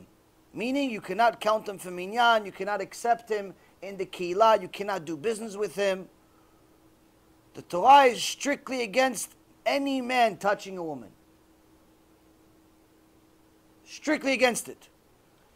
A man that hits his wife, first of all, may Hashem cut off his hands. Second of all, it probably will happen soon. And third of all, the keilah is not allowed to accept him, pray with him, do business with him, or even talk to him. It's to be put on a cherem if he's not going to stop. Such people do not deserve to live, in my opinion. If it was a mistake, or this or that, he lost his cool one time, it's a different story, but some of these people make it a habit. Torah is strictly against such people. So, the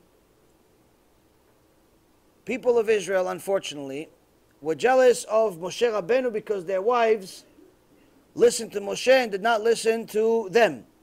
And the same thing, la'avdil me or Moshe, but the point is, the same thing happened to me more than once, where I tried to help a couple, and the husband thought that, oh, if he's not on my side, that's because he likes my wife. He likes my wife. That's all I need is another wife. Baruch Hashem, one wife. I love my wife. She's the greatest wife in the world. I don't need another one. What do I need another one for? One's enough. We're not allowed in Judaism anyway at this point. Rabbeinu Gershon, 1,000 years ago, made a gezerah. Polygamy is no longer allowed. Even though according to Torah it's allowed, but 1,000 years it was forbidden. 1,000 years ago, we're not allowed anymore. But the point is, Rabotai, people are crazy. And I deal with them on a daily basis. It's a rabbi slash psychiatrist slash therapist slash kaparat avonot slash all types of things. Slash a lot of things. So now, usually when I have such situations where I see that there's a problem, I already tell people ahead of time. If it's the husband is the problem I see from the beginning, I say, by the way, just so you know, I'm going to try to help you whatever way I can, but I'm just letting you know. I'm going to tell you the truth, whatever the truth is. Your husband's probably not going to agree with me, because he's the problem.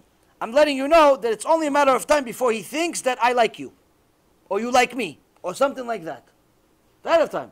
And this is like clockwork. It happens one time after another. Why? How can I listen to the rabbi and not listen to my wife? Or listen to the husband? What would happen? People don't want to see anything wrong with themselves. They do not want to see anything wrong with themselves. And this is a problem that didn't just start now. This is a problem that started already since creation.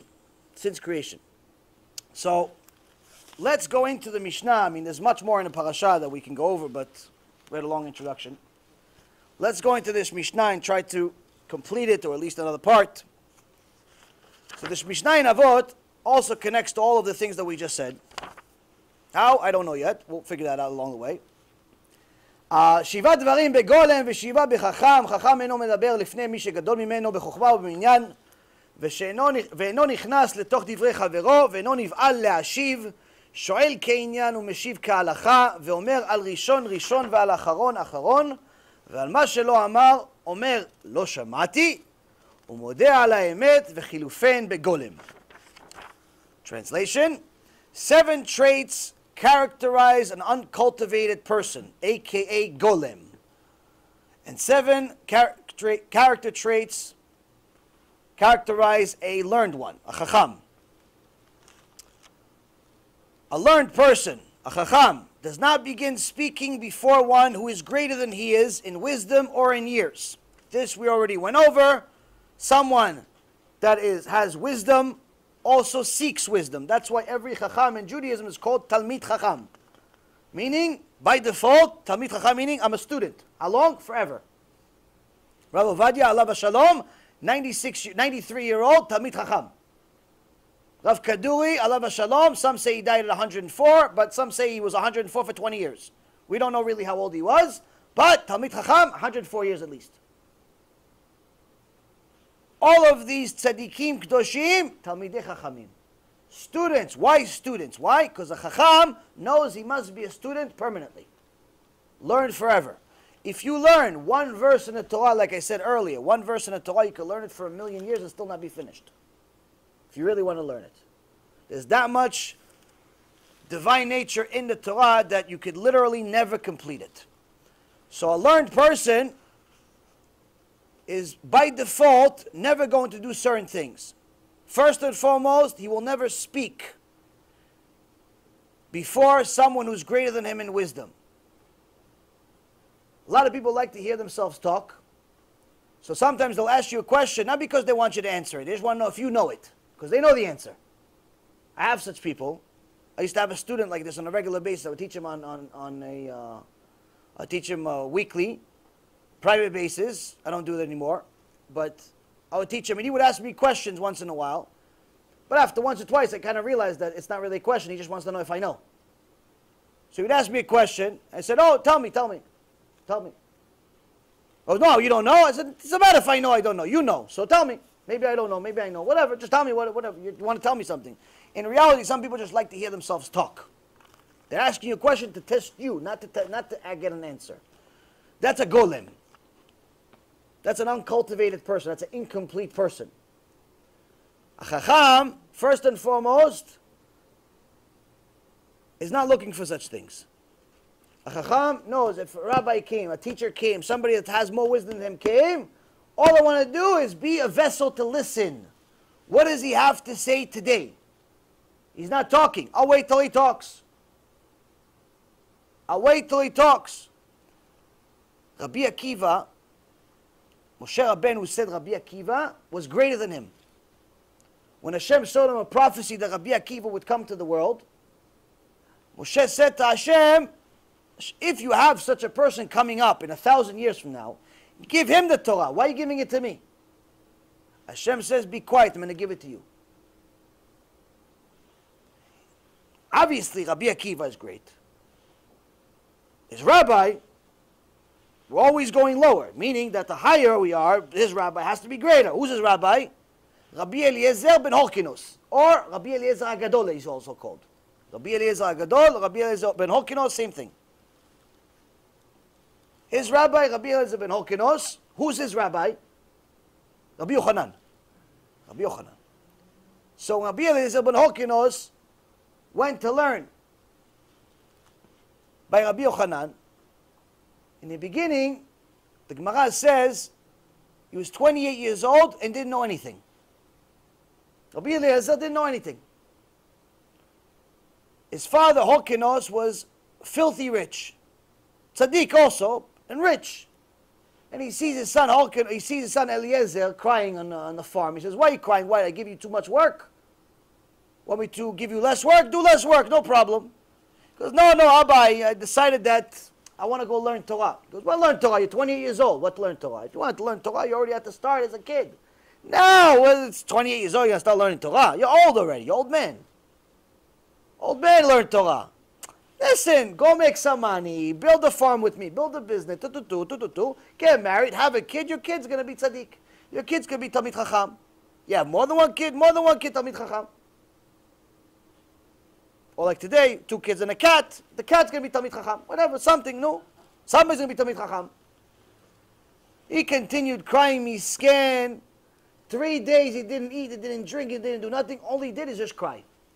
He cried so much, the sky opened, the heavens opened. Hashem sent who? Eliyahu Navi.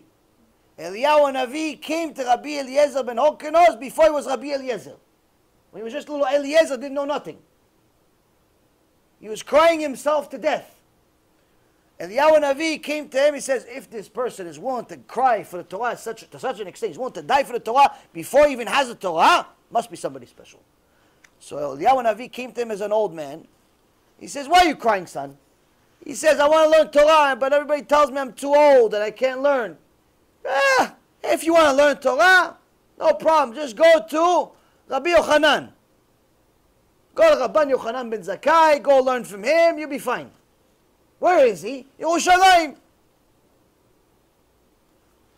He was so excited that somebody says it's even possible. He didn't care Eliyahu Navi, no Eliyahu Navi. He didn't care permission, no permission.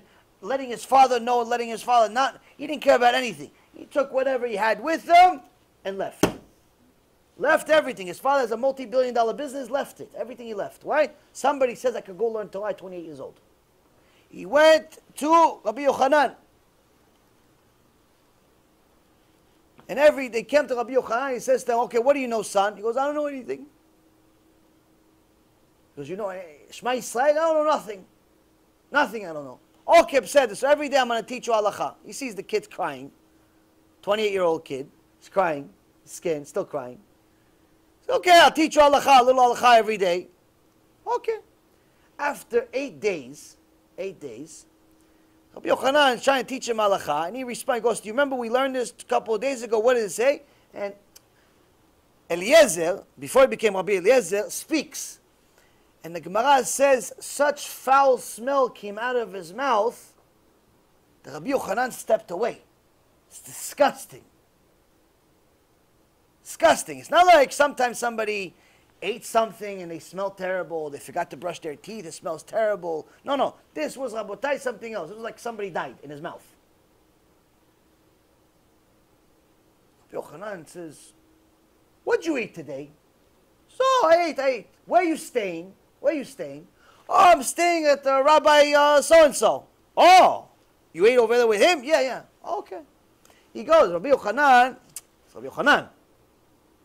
Double checks, goes, he eat with you? He goes to the rabbi, he goes to where the host. He goes, he eat with you? No, he didn't eat with me. He goes, did he eat with you yesterday? No, he eats by himself. He goes, what do you mean he eats by himself? I don't know. Check, maybe in the house. So he goes to the house. Checks to the people there. He says, no, does he eat with you guys? No, he doesn't eat with us. He says he eats with you. No, he doesn't eat with me.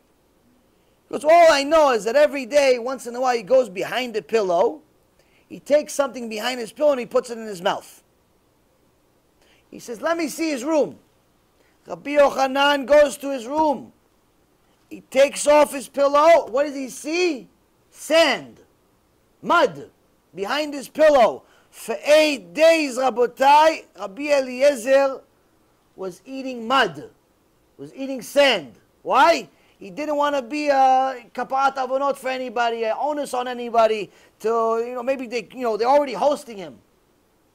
He says, I don't want to be a cost to anyone. They can kick me out, then I can't learn Torah. For a week, Rabotai, for more than a week, he's eating sand. Us, if the steak wasn't cooked medium well, we already want to turn it back. We want to give it back because it's medium well, not well done.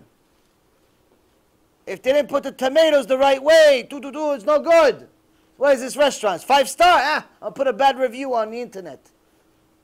Bad review. Yeah, the food wasn't warm.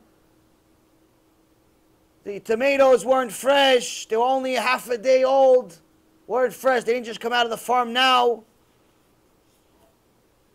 The meat wasn't slaughtered in front of me. It was already 3 hours old. They didn't use every single, vitamin and nutrient in my steak. You call this a restaurant? 8 days, Rabotai, is eating sand. Sand. Can you imagine eating sand? Sand. You know what they do with sand? What do they do with sand? They made it into glass. Sand, all the glass you see, sand. Which, by the way, if you ever see, it's unbelievable. It's unbelievable how they do it. It's actually even more unbelievable who's the first one to figure it out thousands of years ago. It's not like something they figured out in recent generations. They already had sand in the days of the Gemara. They already had the glass in the days of the Gemara. It was just much more expensive. But sand, you have to heat it 3,000 degrees, which they have to have these huge... Oh, another lesson. Anyway, Gabotai, it's unbelievable. Unbelievable. And this one is eating sand.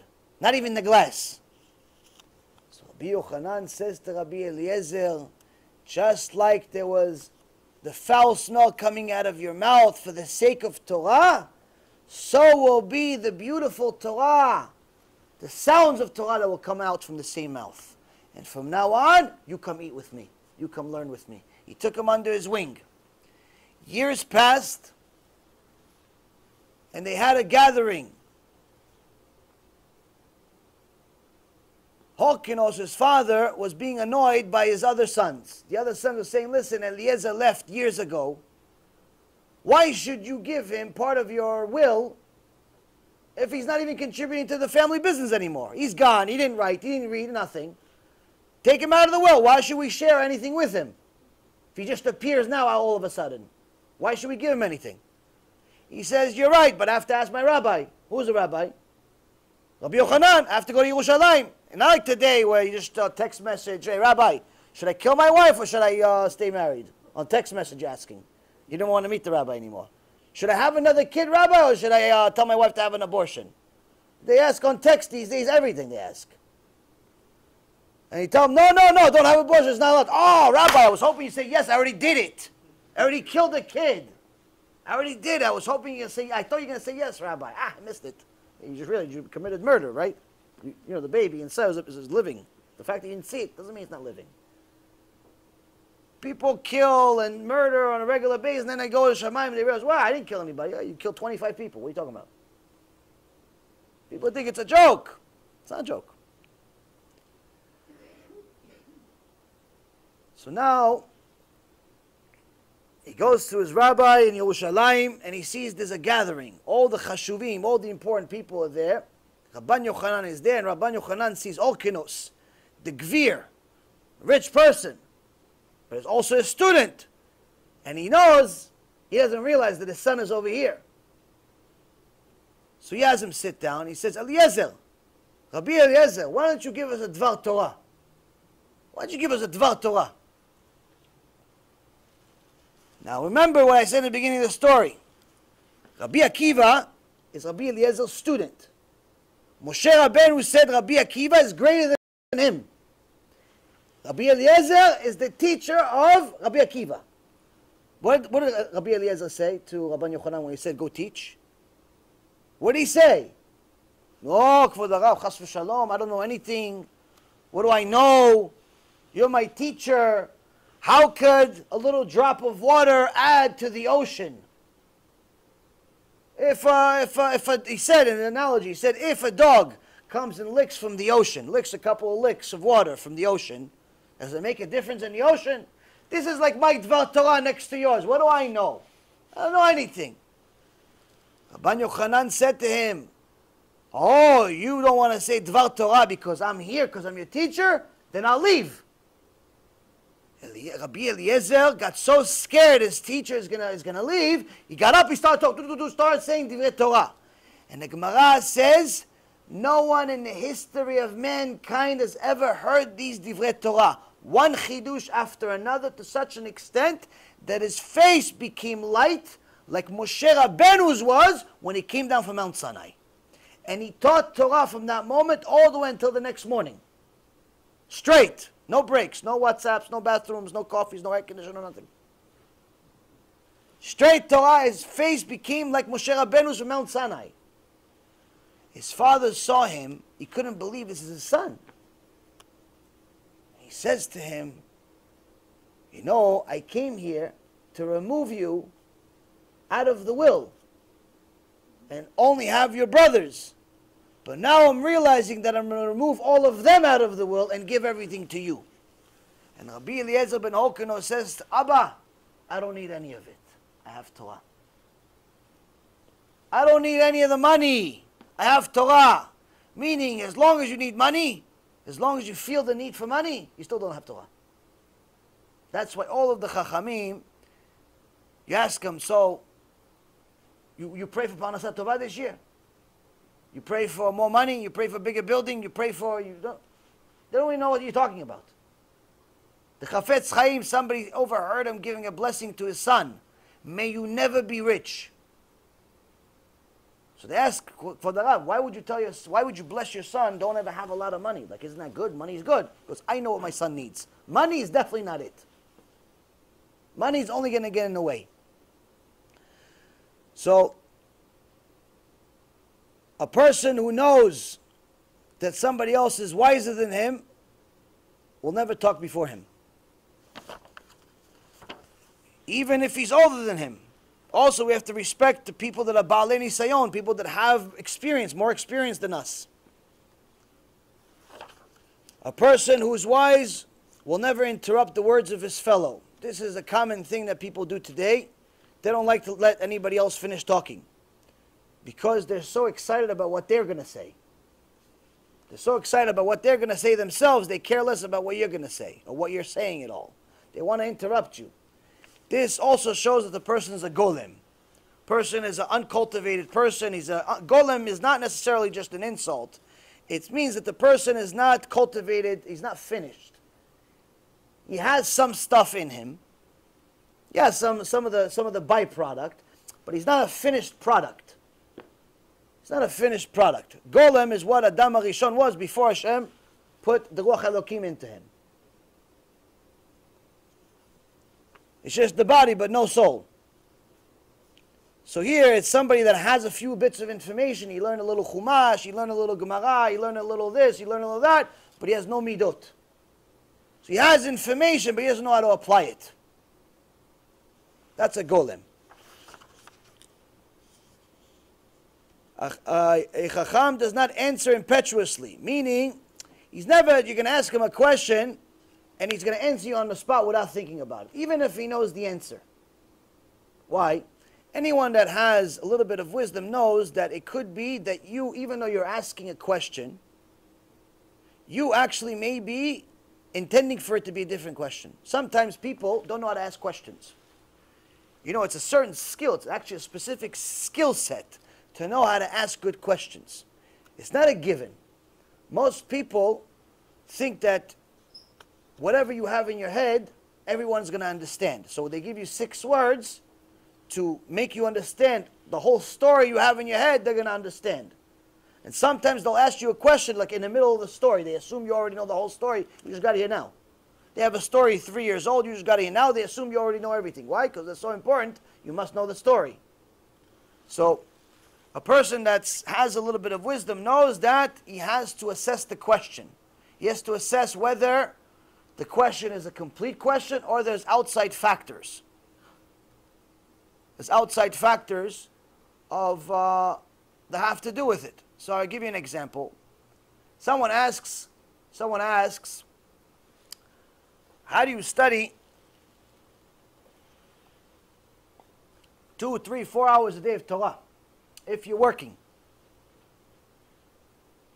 What's the answer? Somebody says, okay, I work, I have a wife, I have a kid. So how do I fit studying, let's say, 2 hours of Torah a day? I work, I have a wife, I have kids. How do I fit 2 hours of learning Torah every day under those conditions? What's the answer? Excuse me? Sleepless. Sleepless. Okay. Morning and night. Morning and night. Okay. Work less. But I don't have an option. I have 9 to 5. The company's not going to give me less of a schedule. And I'm already used to sleeping 8 hours a day. And morning and night is the problem, is that I have to go to work and I have to go to sleep. Multitask. Work while I study Torah. It's not studying Torah, it's entertainment. Studying Torah means you have to put full attention to the Torah. Yes, you can listen to a lecture in the background, but it's not studying Torah. Studying Torah means you are putting your full mind into it. You know what the answer is? Questions. What kind of job do you have? What kind of wife do you have? How many kids do you have?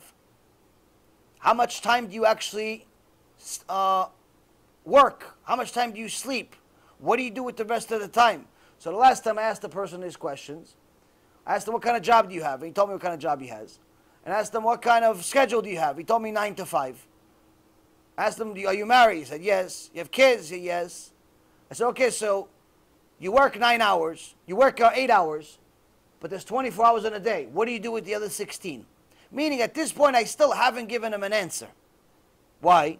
It all depends. The answer depends on his answers. I need to know what his excuses are. Why, out of 16 hours a day, he can't study 2. What's his Yetzirah telling him? Me telling him, listen, you should try harder, you should sleep less, you should do, all those things are not relevant. Why? They may be relevant to somebody else, but not to him. Why? Because Yetzirah is telling him already all the things I want to tell him. He's already given him an answer for it. Sleep less, he's going to tell you, no, I have to sleep. My job is very, very consuming. I'm a doctor, I'm a lawyer, I'm a this. I have to have my mind. I have to sleep at least 9 hours a minute. You know, I have to sleep all the time. Technically, it would be ideal if I was in a coma permanently. I have to sleep a lot. And, you know, so you tell the guy sleep less, it's already he's the wrong rabbi for me. You tell the guy, listen, you know, what kind of job do you have? You know, it shows that you have interest in his life. But in reality, you're trying to figure out what the excuse is. So here, Rabotai, sometimes the biggest and most important answer is a question. Why? To really get the real question. He's asking, how could I study 2 hours a day? I'm asking, why can't you? Why? You only work 9. You only work 8. There's 24 hours in a day. We're missing 16 hours. What do you do with the rest of the time? Oh, I take care of my kids. What do you mean? Where's your wife? You have a wife? Oh, yeah. So what is she doing? Oh, she's also taking care of kids. What, do you have 75 kids? No, I have 1 kid and a dog. Okay, so what do you need 2 people to carry 2 kids and a dog? What's the problem? Meaning, there has to be something more.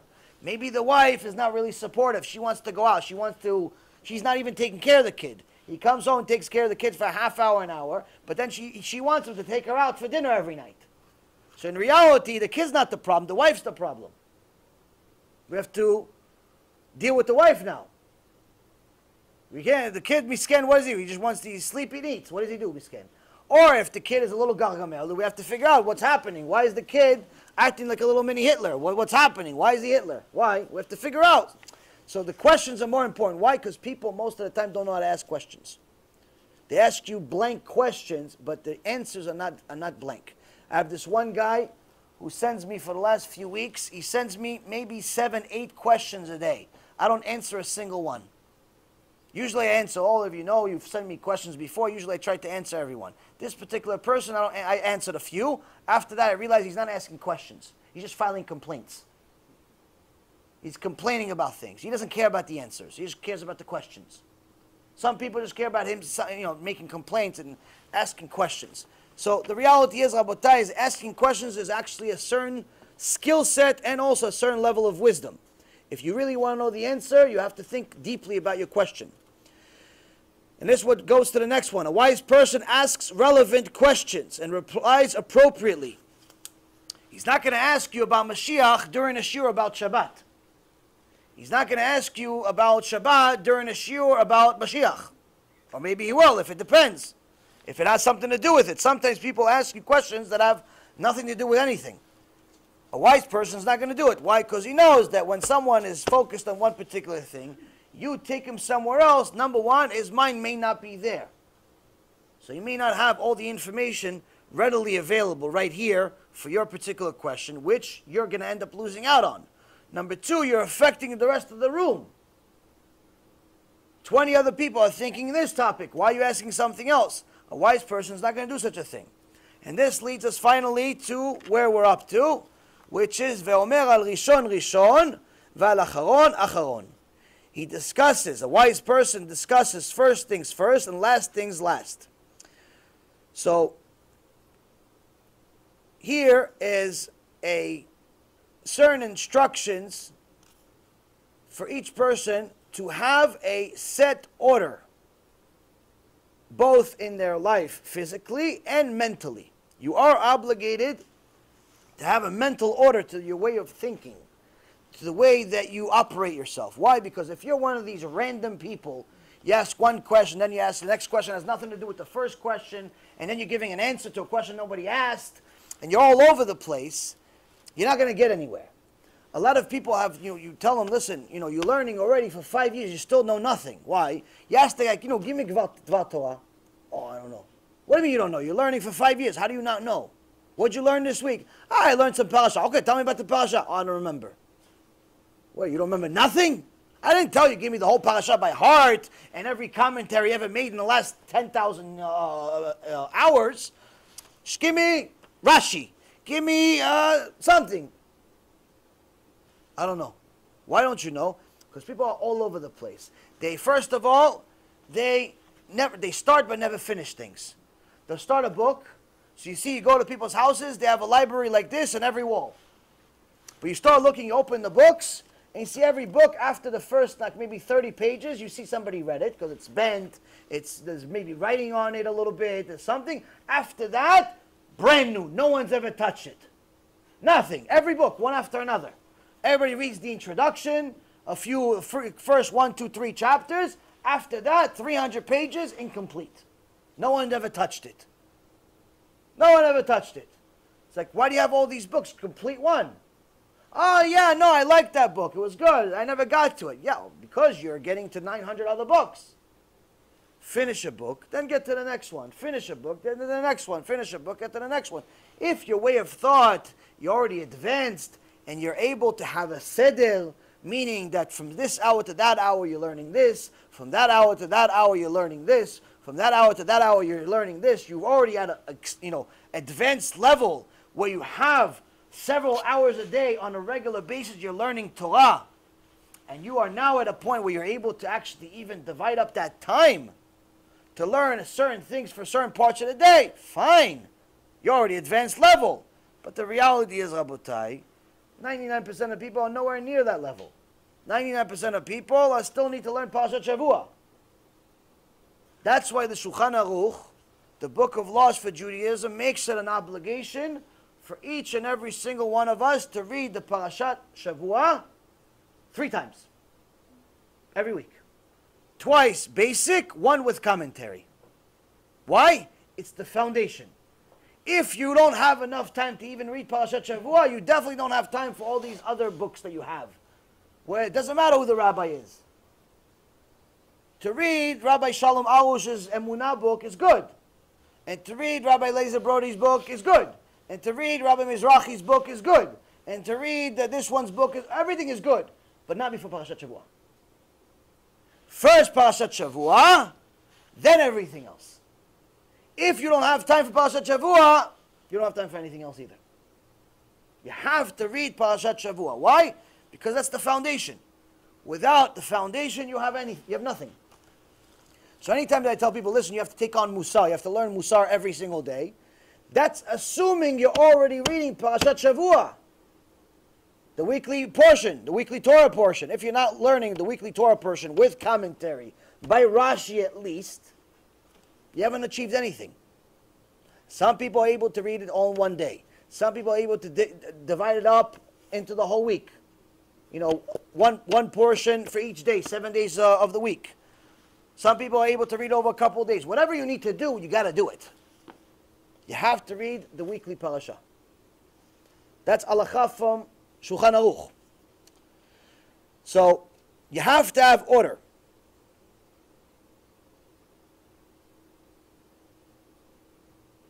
Where do we learn this from?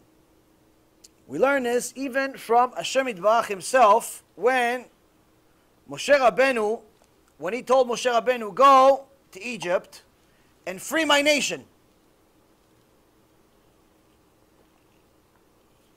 Go to Egypt, talk to Paro, tell him, I sent you. That's it, free them. So Moshe Rabbeinu says to Hashem in the book of Exodus, chapter 3, verse 11, he says, who am I that I should go to Paro? And who am I that I should take the children of Israel out of Egypt? Meaning that Moshe asked Hashem two questions. First of all, who am I that I should go to Paro? He's a king. I'm not a king. And who am I that I should take the children of Israel? That I'm not the most righteous out of the nation. My brother is Aaron.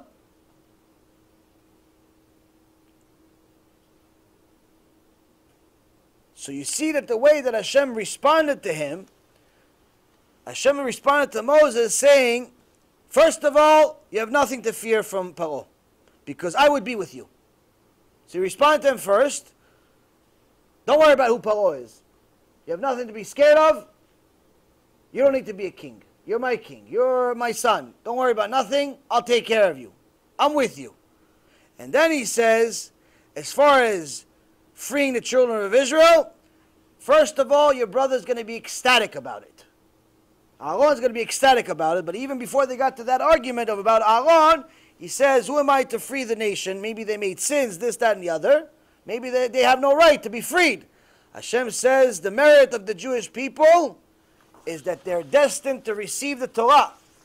That's their merit. Their merit actually is in the future. But we see that even Hashem Yitbarach himself answered Moshe Rabbeinu in order. He asked those questions in order. Hashem answered him in order. But Rabbeinu Yonah says this is not always appropriate. Meaning, a chacham is not just someone that just answers an order, like a computer. Like you remember you had, I remember when I was a kid, there was these little mini computers. You ask it questions, and it would answer you. You could ask multiple questions, it would answer these little questions. I forget what it's called. But what it would do, it would answer you in order. So what color is, I don't know, the sky? What color is the ground? What color is the sun? It would answer you, the sky is blue, you know, the ground is brown, the sun is yellow, and so on. It would answer you in order. Rabbeinu Yonah says that's not a chacham. That's a computer. What's a chacham? Rishon, Rishon, Acharon, Acharon. What's Rishon, Rishon, Acharon, Acharon? Not first things first, last things last. Not like that. Meaning, not only you answering in order, but you're also answering in priority. If the guy says, hey, Kvod Harav, I got only 2 questions for you. I know you're busy. Everybody always says, I know you're busy, but, every question starts this way. I know you're really busy. You don't have any time for any, I know. But, and they give me Megillat Esther question. Megillat Esther, And then they have Mordechai. We never saw his Megillah. I get it every week. They tell me all the Megillah. I don't have any time, but they have a question. The whole question should have been 3 words. But they want to tell me the whole background. Baruch Hashem. They think I have a lot of time in my hands. Anyway, I know you're busy, but Rishon, Acharon, Acharon. What's the priority? The guy says, I only have 2 questions. Okay, what's the 2 questions? Question number 1, should I go to this specific Bet Knesset? And question number 2, should I get a divorce? Whoa! Toads! Hey, oh! So obviously you can't answer question number 1 first. Question number 1's priority just got thrown out the window. Why? Why get divorced? That's Chacham, Rabotai. Chacham knows question number 1 is just a segue to get you to get busy on something else. It's not important. In reality, question number 2 is your full focus. Full focus. That's a Chacham. Next, Rabotai, is in order to answer all the questions, in order to get to a point of being a Chacham, you have to have an enormous amount of patience. How much patience do you have to have? Now, all the stories we learn in the Gemara, in the Torah, the Rambam, in Moreh Nevuchim, the Guide of the Perplexed, in chapter 3, he says, why does Hashem have all these stories in the Gemara? Why does he have all these stories in the Torah? What do we need these stories for? He says, in order to know and learn the ways of Hashem. Meaning, how does Hashem behave and how does he expect us to behave? Because we're supposed to emulate him. So what kind of patience are we expected to have? What's our goal? I'll give you one story. You guys have all heard the story of Hillel. Hillel Zaken. The Gemara says that somebody came to Hillel and he says, I want you to teach me the entire Torah on one leg. He told him the whole Torah on one leg. He had an enormous amount of patience. Now Hillel Zaken was known as someone that never gets mad. So these 2 falachim, these 2 guys, 2 hustlers, made a bet. 400 zuz. 400 zuz, which was an enormous amount of money. He says, listen, he never gets mad. I bet you I can get him mad. I can get anybody mad. I get the rock mad. The rock got mad at me, quit. It became water. Say, I'm going to go get Hillel mad. Whoever this Hillel is, I'll get him mad. So, the Gemara says, he goes to Hillel on Friday. Now in those days, not like today, you turn on the water, hot water comes out, the soap comes out, this comes out, you have your pleasure, you're like in Taj Mahal. In those days, you had to heat the water, you had to get the water, you had to heat the water. Oh, it was a kaparat avonot just to take a shower. So now you have to take a shower before Shabbat, by the way. It's also halacha. You have to take a shower before Shabbat. You have to take a shower all the time. But in reality, you have to take a shower before Shabbat. Have to take a shower before Shabbat. So, Hillel was trying to warm up the water. Finally, he gets into the water. And so he hears somebody screaming outside of his house. Mikan Hillel! Mikan Hillel! Who here is Hillel? Who here is Hillel? Meaning, it's like saying, who's Moshe Rabbeinu? Who's Moshe Rabbeinu? Who's Moshe Rabbeinu? That's how you speak? Ask people politely. Knock on the door. Excuse me, is Kvod Harav here? Yeah. He's screaming at the top of his lungs like he's Hillel owes him money. Where is there Hillel? Where is this Hillel? Who is this Hillel? Hillel hears this. Puts the robe on, runs outside. Yes, my son. Yes, how can I help you? How can I help you? Oh, you Hillel?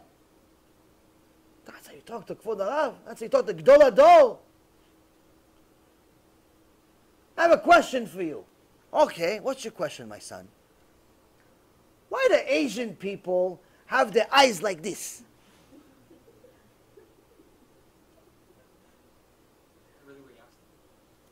Me, you ask me that question. I don't answer you with words. I answer you with body language.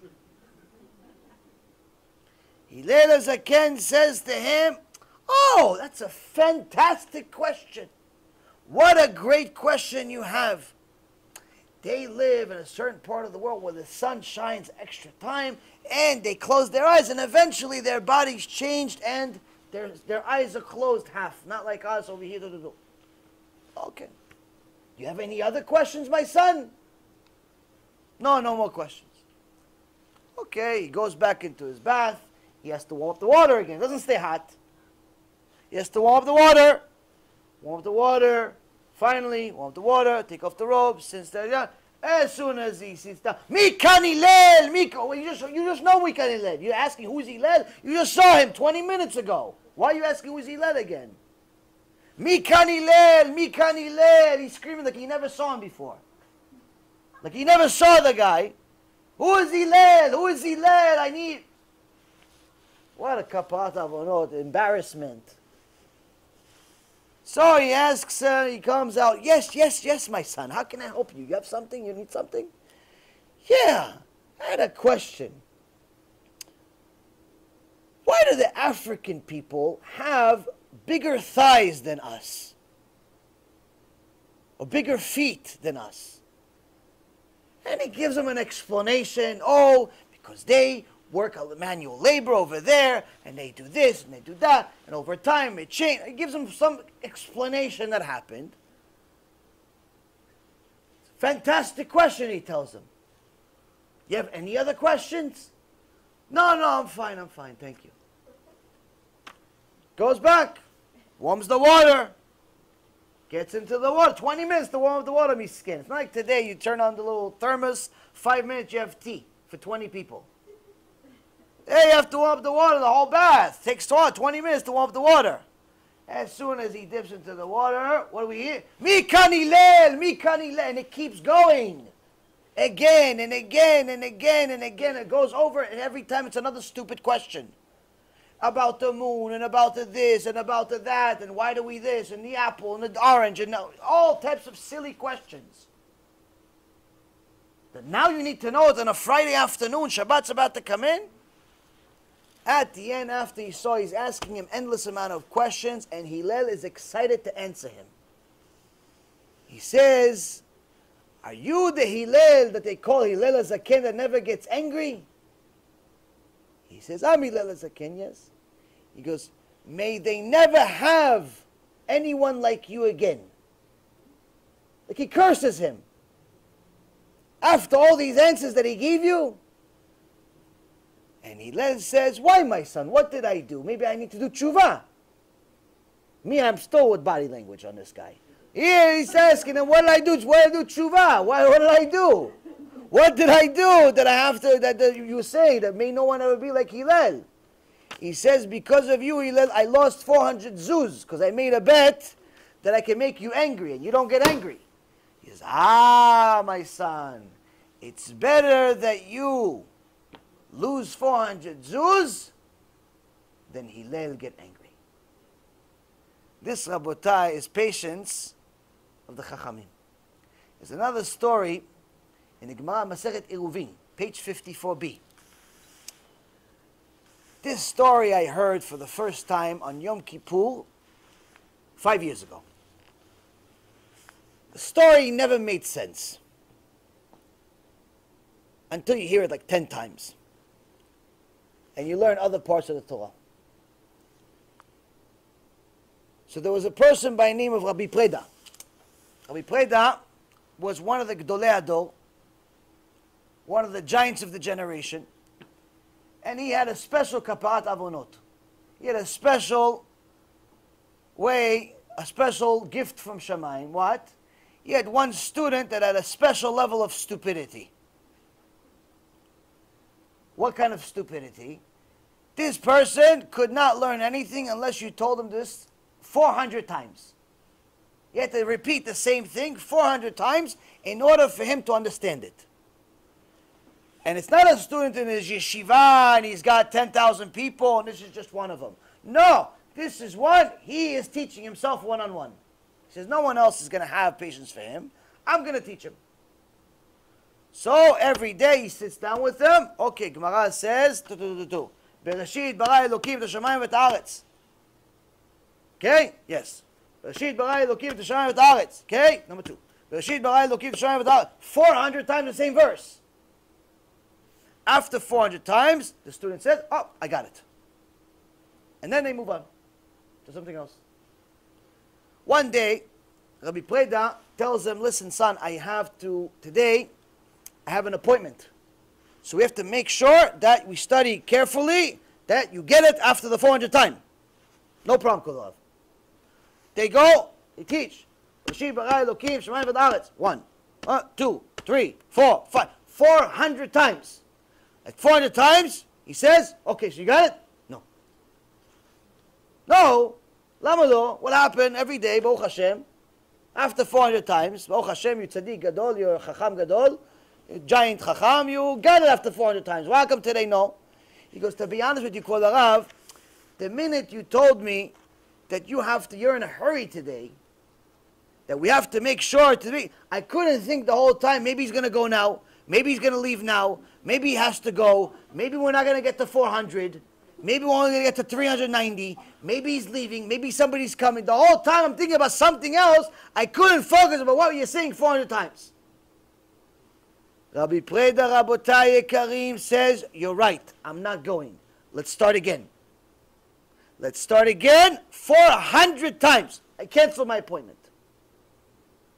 And they sit down and they learn it again 400 times. After the 400th time, he gets it, leaves, the sky opens. And a bat call comes out to Rabbi Pereida. It says, because you broke your own midot, you overcame your own nature, which by default was already amazing, the fact that you're able to teach somebody something 400 times, once in your life, let alone every day. You broke your own nature and overcame even that. We have decided, change everything. Hashem decided that you have a choice. We're here to give you a message. What's the message? You have a choice. What is it? You can either live 400 years, just like the 400 times you taught extra today, or everyone in your generation gets Olam Haba. Rabbi Pereida says, let everybody get Olam Haba. He said, because you chose for the better of the nation, you're also going to live 400 years. He's actually one of the people that actually lived 400 years, even in the days of the Gemara. So now Rabotai, I ask this question. I mean, the story is great. But I'm asking myself a question. If he's Gdol Ador, he's giant, he can revive somebody from the dead through his prayers. Is learning, every time he learns, it's like Mount Sinai all over again. Why would Hashem waste his time on some imbecile that needs to be taught the same thing 400 times? Let him have a student like Rabbi Akiva. Let him have a student like Rabbi Shimon Bar Yochai. Why is he bringing him a ksil, a fool, that needs to be taught the same thing 400 times? This is what I asked myself for years. He's Gdol Ador. He's not like listen, he's not just come out of school himself. He's in 5th grade, the other guy's in 4th grade. Either way, he's got to learn it. No, this is Gdol Ador. Imagine, Rav Avadia. Oh, Rav Avadia, can you teach me something? Sure. But I need to teach me 400 times. Okay, sure. Every day, 400 times. You're going to learn 400 times. After a while, the students start feeling embarrassed. Why would Hashem do such a thing? Why would he take his precious Torah time and invest it into someone that's considered a ksil, a fool? Why? Anybody have an answer?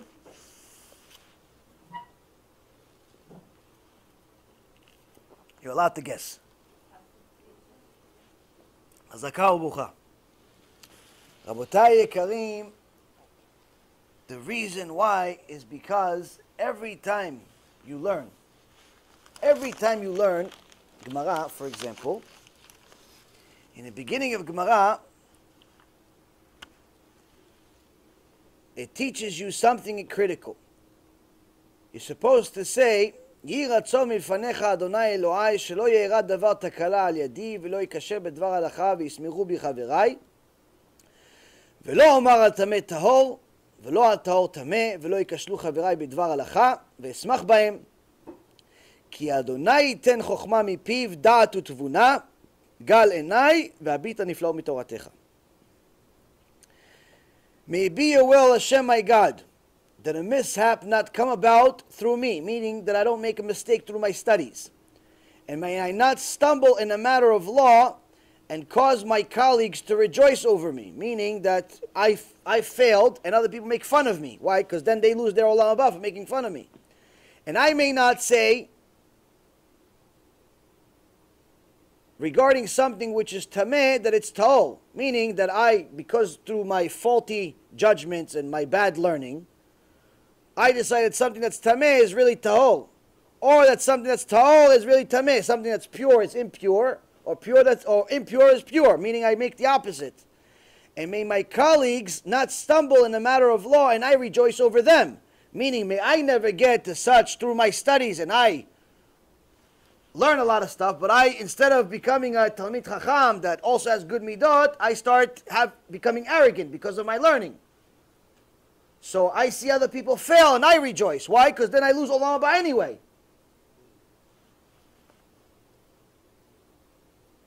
And then it says a verse, a portion in Gemara Masechet Brachot, page 28b. It says, "For Hashem grants wisdom. From his mouth come knowledge and understanding of God. Unveil my eyes that I may perceive wonders from your Torah." This is actually a verse in Proverbs. So, here is something you say every time you learn Torah. Why did I mention this to you? It's because Proverbs is Shlomo HaMelech. Shlomo HaMelech is the wisest man of all time. The wisest man of all time is teaching you that knowledge is not something you're going to get simply by studying. Knowledge of Torah is a gift from God. You could learn the same book 1,000 times and still not get it. Another person can learn it half a time and already get the whole thing. Why? Hashem gave him and he didn't give you. This is the only way that I see this in real life, and I've told you guys this before. People always ask, how long is it, the story, that my personal story, what is it, 20 years ago it happened, 10 years ago? I said, what 10 years ago? 5 years ago? 6 years ago?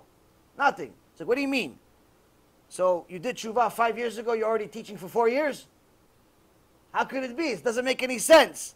Most people don't even know Aleph Bet after a few years. How could it be? Hashem grants knowledge. Hashem grants knowledge. If you think you got the knowledge, you have no clue about Hashem. You have nothing. You haven't learned anything. So, a person needs to understand that the reason why Hashem grants knowledge is if you give him a reason.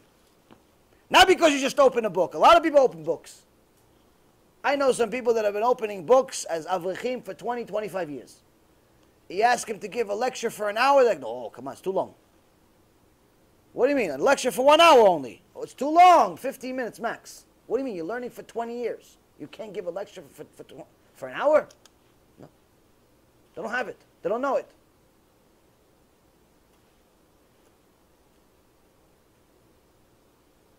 Hashem grants knowledge. Why does he grant knowledge? He grants knowledge when you fix your midot.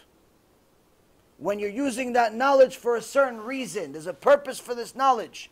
You're going to do Zikuy Rabim, you're going to go do KIRUV, get people to do tshuva. He'll grant you endless amount of knowledge. You're going to use the knowledge to go show off as if you're a know-it-all. He'll give you nothing. Nothing. And the knowledge, whatever knowledge he did give you, he'll use against you. So, the whole point, Rabotai, of the story of Rabbi Pereida is not that he was spending 400 times on this student.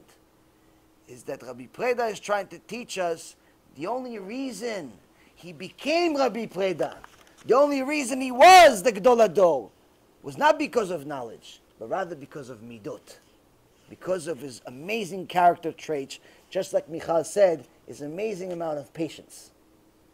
You have patience, you can earn the world. You don't have patience, how are you going to get anywhere? And that's also one of the things that we learn already in the same Mishnah, which is a person that's a chacham, doesn't answer impetuously, doesn't break into the other person's conversation, discusses first things first. All of these things have a lot to do with patience. And last but not least, actually no, there's two more. It's late. You guys want to continue two more, or you want to just more?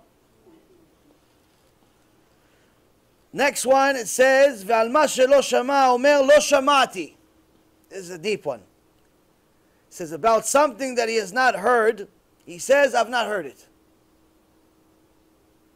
Meaning, somebody asked you a question. He said, "No, I never heard it before. I don't know."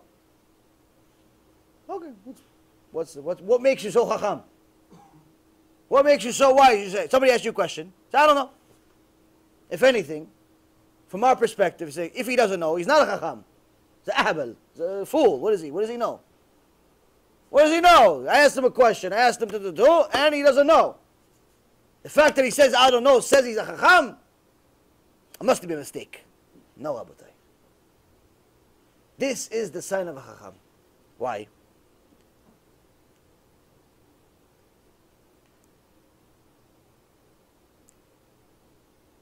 The same Rabbi Eliezer ben Hurkenos in Gemara Masechet Yoma was once asked by his students, Kvod Harav,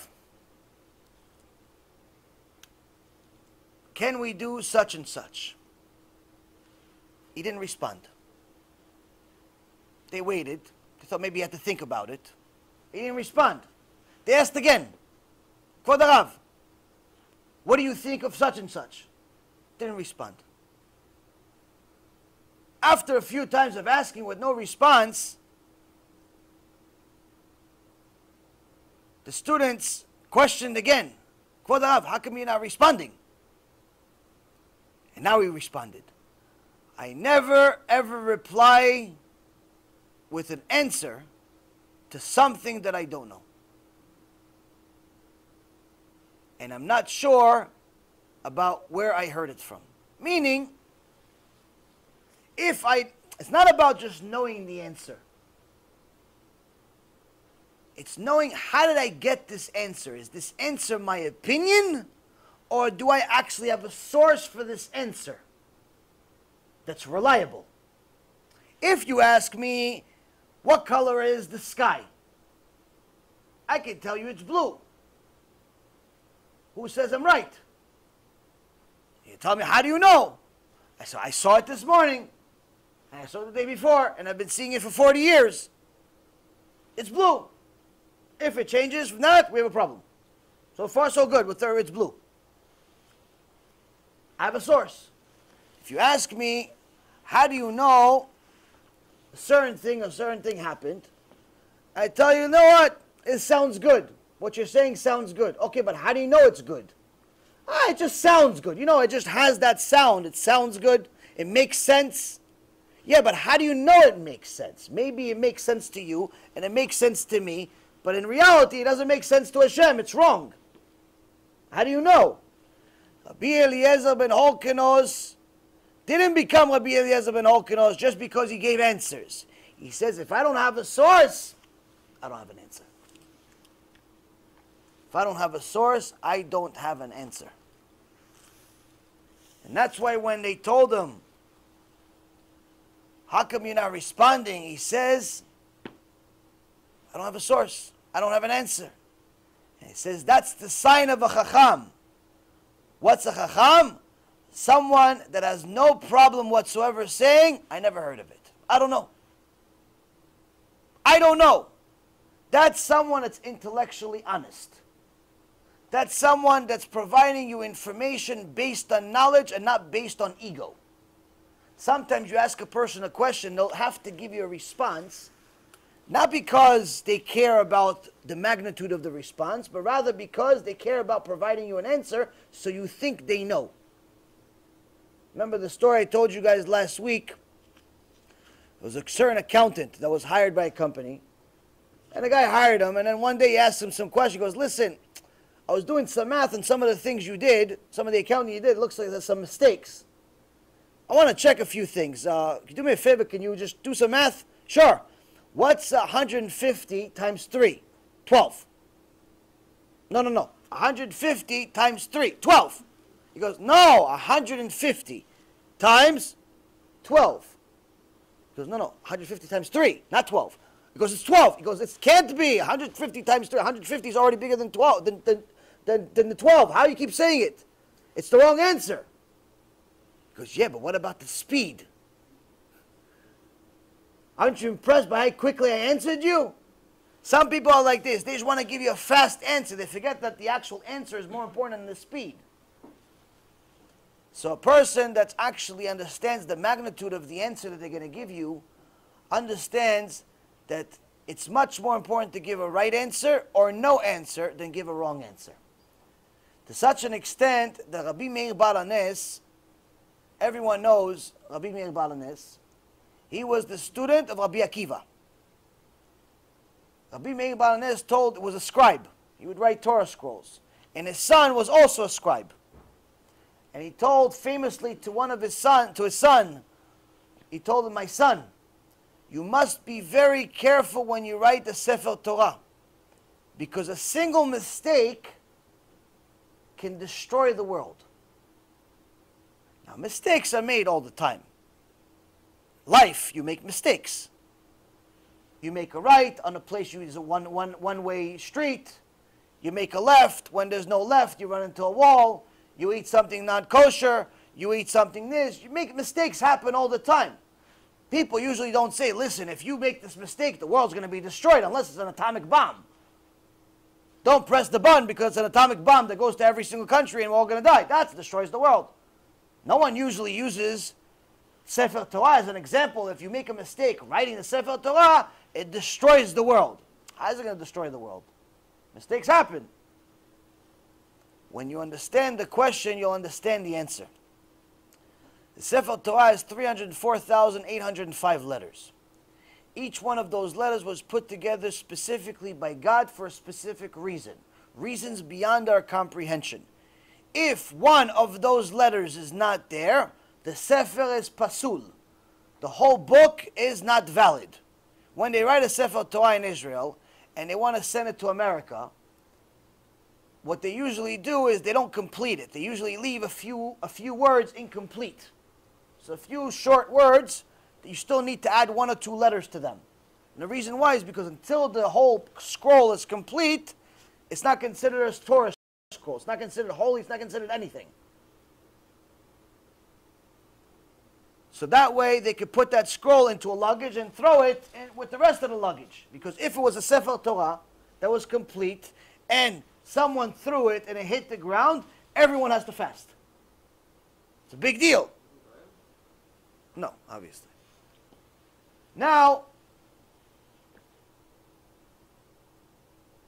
what's the significance of one letter? Rabbi Meir Baal HaNes says to his son, my son, you must be careful because if you make a single letter wrong, you could be destroying the world. How? There are certain words in the Hebrew language that if you change one letter, not even by making it the wrong letter, by simply not having it, it changes the magnitude of the sentence, it changes the magnitude of the entire Torah to such an extent that it literally destroys the entire Torah. So for example, the word emet. Emet means truth. So in many places in the Torah, it says Hashem emet. God, truth. His signature is emet. His signature, God's signature is emet, truth. It doesn't change the law for you because you're not used to it, or because you're new, or you're old, or you're black, or you're white, or you're green, or you're yellow, or you're one of the Chinese people, or you're one of the Dominican people. It doesn't make a difference. Teacher, student, makes no difference. Emet stays emet for everyone.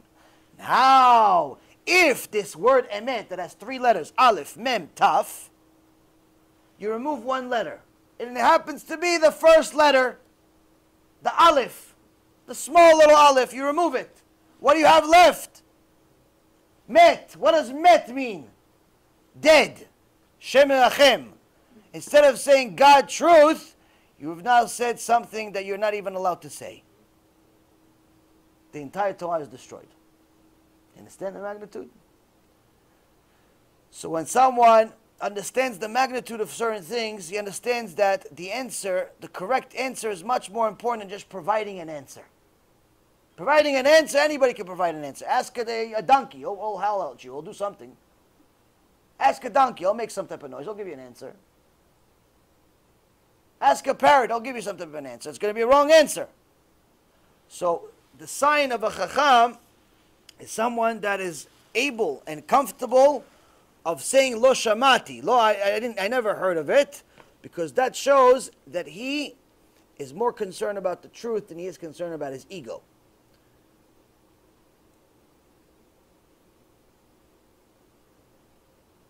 And the Rambam repeats this again. He says that someone should not talk of something which he doesn't know anything about. And he should not be ashamed to admit his ignorance in that part. This in so many words, Rabotai, sometimes you talk to people and most of the time people don't know anything. Most of the time people don't know what you're talking about because they didn't learn the same things. There's nothing wrong with you not knowing. But sometimes people think there is. People think that if you don't know, that means there's something wrong with you. And it doesn't. It just means you don't know. Simple. But the problem is that sometimes you'll tell people something and you're trying to teach them something or to enlighten them with something, and in the middle of the sentence, they're showing their ignorance by saying, I know, yeah, I know. Why are they showing their ignorance by saying I know? Because number one, they show that they have no manners. So obviously they don't know. Two, even if you know, how do you know that everything I'm about to tell you, you know? I haven't completed what I was about to say. Three, they're stopping themselves from ever learning it. Because by saying I know, you're discouraging the speaker from continuing. So now, not only are you pretending to know, but now you're guaranteeing you'll never know. Because you keep telling people, I know. And people do this regularly. Yeah, I know. Yeah, I know. Sure, I know. So why'd you ask the question if you know? I know. Why'd you ask then? I know.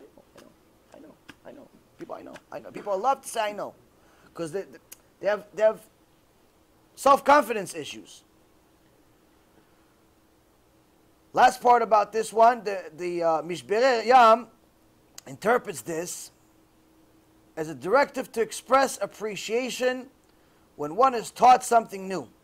If one remains silent after learning a thought or an idea, his intellectual benefactor may get the impression that he already heard it.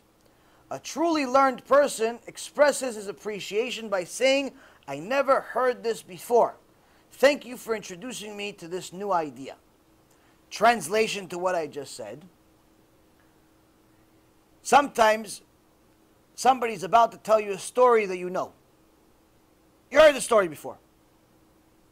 It's a Gemara story, it's Moshe Rabbeinu's story. You heard the story before.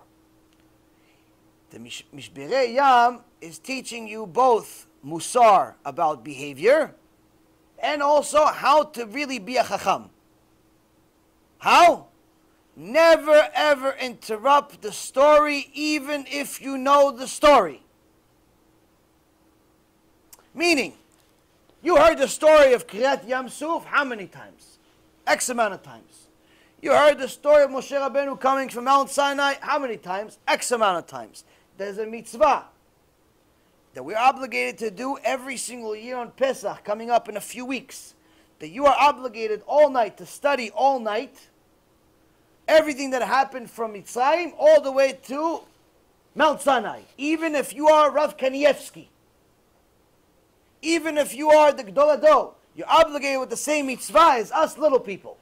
Why? Go over the story again, but I heard it last year, and the year before, and the year before, and the year before. Go over it again. Number one, you could understand something new from the same story all the time, because Torah, it never ends. That's number one. Number two, if someone teaches you this specific thing, if someone is about to tell you a story and you interrupt and saying, I heard it, you could be ruining something for them. You could be ruining something for them. Number one, maybe they wanted to try something out by teaching somebody, and you just stole that opportunity for them.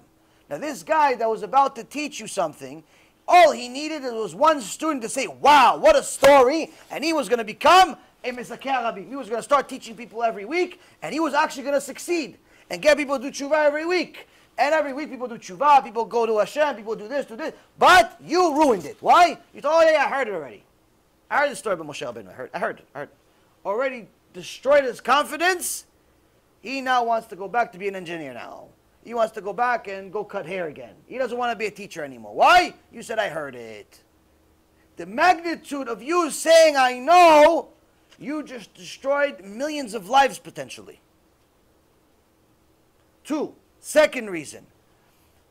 Many times, if you're a speaker, you actually learn while you speak. If you speak out loud, you're learning. You actually end up learning from your own speech, from you saying it yourself. Why? When you read, if you're reading it in a secular way, you read anything in a secular way, all you're doing is reading with your eyes. When you read in a religious way, you read like a Ben Torah, like a Jew, you're reading with both your eyes and with your lips, meaning you're saying the words out loud. You don't necessarily need to say, hey, Baruch Atah Hashem, like, some people that never do a blessing the whole year, but one time you do a blessing, but they want to make sure the whole synagogue hears. The guy hasn't done a blessing since 1942. But he comes to the Hurkenos, Baruch Atah Hashem. Okay, guy, I get you. It's only an apple. Relax. Relax. It's only an apple. We got you. It's an apple. You know the blessing. It's good for you. Not everybody has to hear Baruch Atah. Okay, fine. You do every blessing like that? If you do, you should be Moshe Rabbeinu. But it's all for Darwin, for the show-off. So anyway, sometimes you learn simply by hearing yourself. Because now, instead of just your eyes, instead of your eyes and your lips, now you're also using your ears. Because when you speak out loud and you're repeating something, you're sharpening your own skills. And you're also now seeing other people's reaction. And a lot of things happen, and now, since you've repeated it out loud, all the thoughts that you had before get rewinded, and now you start getting new thoughts. And you start getting a chidush from your own speech. From your own, I can tell you many times, during the shiur itself, I got a chidush. Many times. Literally, I think it's at least once a week. If not every week. Every shiur. Always a chidush during a shiur. That's just the way it works. So now, if somebody's about to give you a chidush, or some story that you heard 1,000 times already, and you say, no, I know already, and you cut their story up in half, tell them, no, I know, you could have potentially just killed their chidush. Then now they're not going to get a chidush because of you. So the character trait that we all have to develop is to have enough patience to let people finish what they're going to say, even if you heard it. Especially if it's Torah. Especially if it's Torah. If it's shtuyot, if it's the guy is telling you the same story about how he got into an accident in his car, and and there was a fender bender, and the guy came from the left, and then from the right, and then the light, and the blue, and the red, and he tells you a poker hand. People that play poker, they love to tell you the story about every single hand they ever played. Oh, and he had aces, and he had queens, and then I said yes, and I called them. And they tell you that every single hand they ever played. Or people that go fishing. People that go fishing, and they tell you, oh, listen, that day the sky was blue, the clouds were on the right side, the sun was shining on me, but I think it was really on him. And the fish, I'm telling you, those fish were talking to me. They were talking, I was going to get one that day. And I'll tell you the whole story about the fish, and the whole fishing story. And it's a famous thing. People that fish, people that play poker, people that, in general, do certain things, they like to repeat the stories. It's like they've lived vicariously through their own stories. That you don't have to listen to again. If you have the time and you have the ability and you want to develop really, really good manners, and it's somebody that's important, like your father, your mom, you have to. That's something else. But if it's just some guy that's just wasting your time, you have no obligation to listen to it. Just somebody that's a random person is just wasting your time, wants to tell you poker stories or fishing stories, you have no obligation to listen to it. But if it's Torah, you have to listen to it. Number one, you can help him. Number two, you can help yourself. Number three, you could potentially, there's part of the story you never heard. Even though you heard the whole story a million times, there's maybe he's going to mention one fact that you never heard. That's going to complete the story for you. So this, Rabotai, is this next part. We only have 2 more parts left, which is Modeh al Emet, admits the truth. And the opposite of all of this, Bagolem. Meaning, someone who admits the truth, that by itself is a shiur, I think. The magnitude of what it means to admit the truth. And 2, what does it mean if we don't have any of these? Being a golem, being an incomplete person. Is that something we should worry about? Is that something we're not? So, B'ezrat Hashem, I'll leave that for tomorrow night. We have a shiur also down the street from here, B'ezrat Hashem, at Naomi's house. So anyone that wants to come to the shiur, you have to RSVP, so they let you in through the gate. People that try to come without RSVPing, usually we're not let in. It's a big problem, and it's just a big waste of time. So you have to RSVP. Last but not least, there is something significant about Mashiach that I've been wanting to tell you guys, but it just didn't happen today, so maybe it'll be tomorrow. There's some new developments, kind of scary, but nonetheless necessary. So maybe tomorrow will be the day, maybe next week, I'm not really sure. We'll see how Hashem decides it. But I think for tonight we're enough. We're already here for a couple of hours, or almost 3 hours. Unless you have pressing questions that have to do with the shiur, I'll let you guys go to sleep and let the crowd go to sleep too. Anybody? Questions? Anything? Baruch Adonai Le'olam. Amen ve'amen.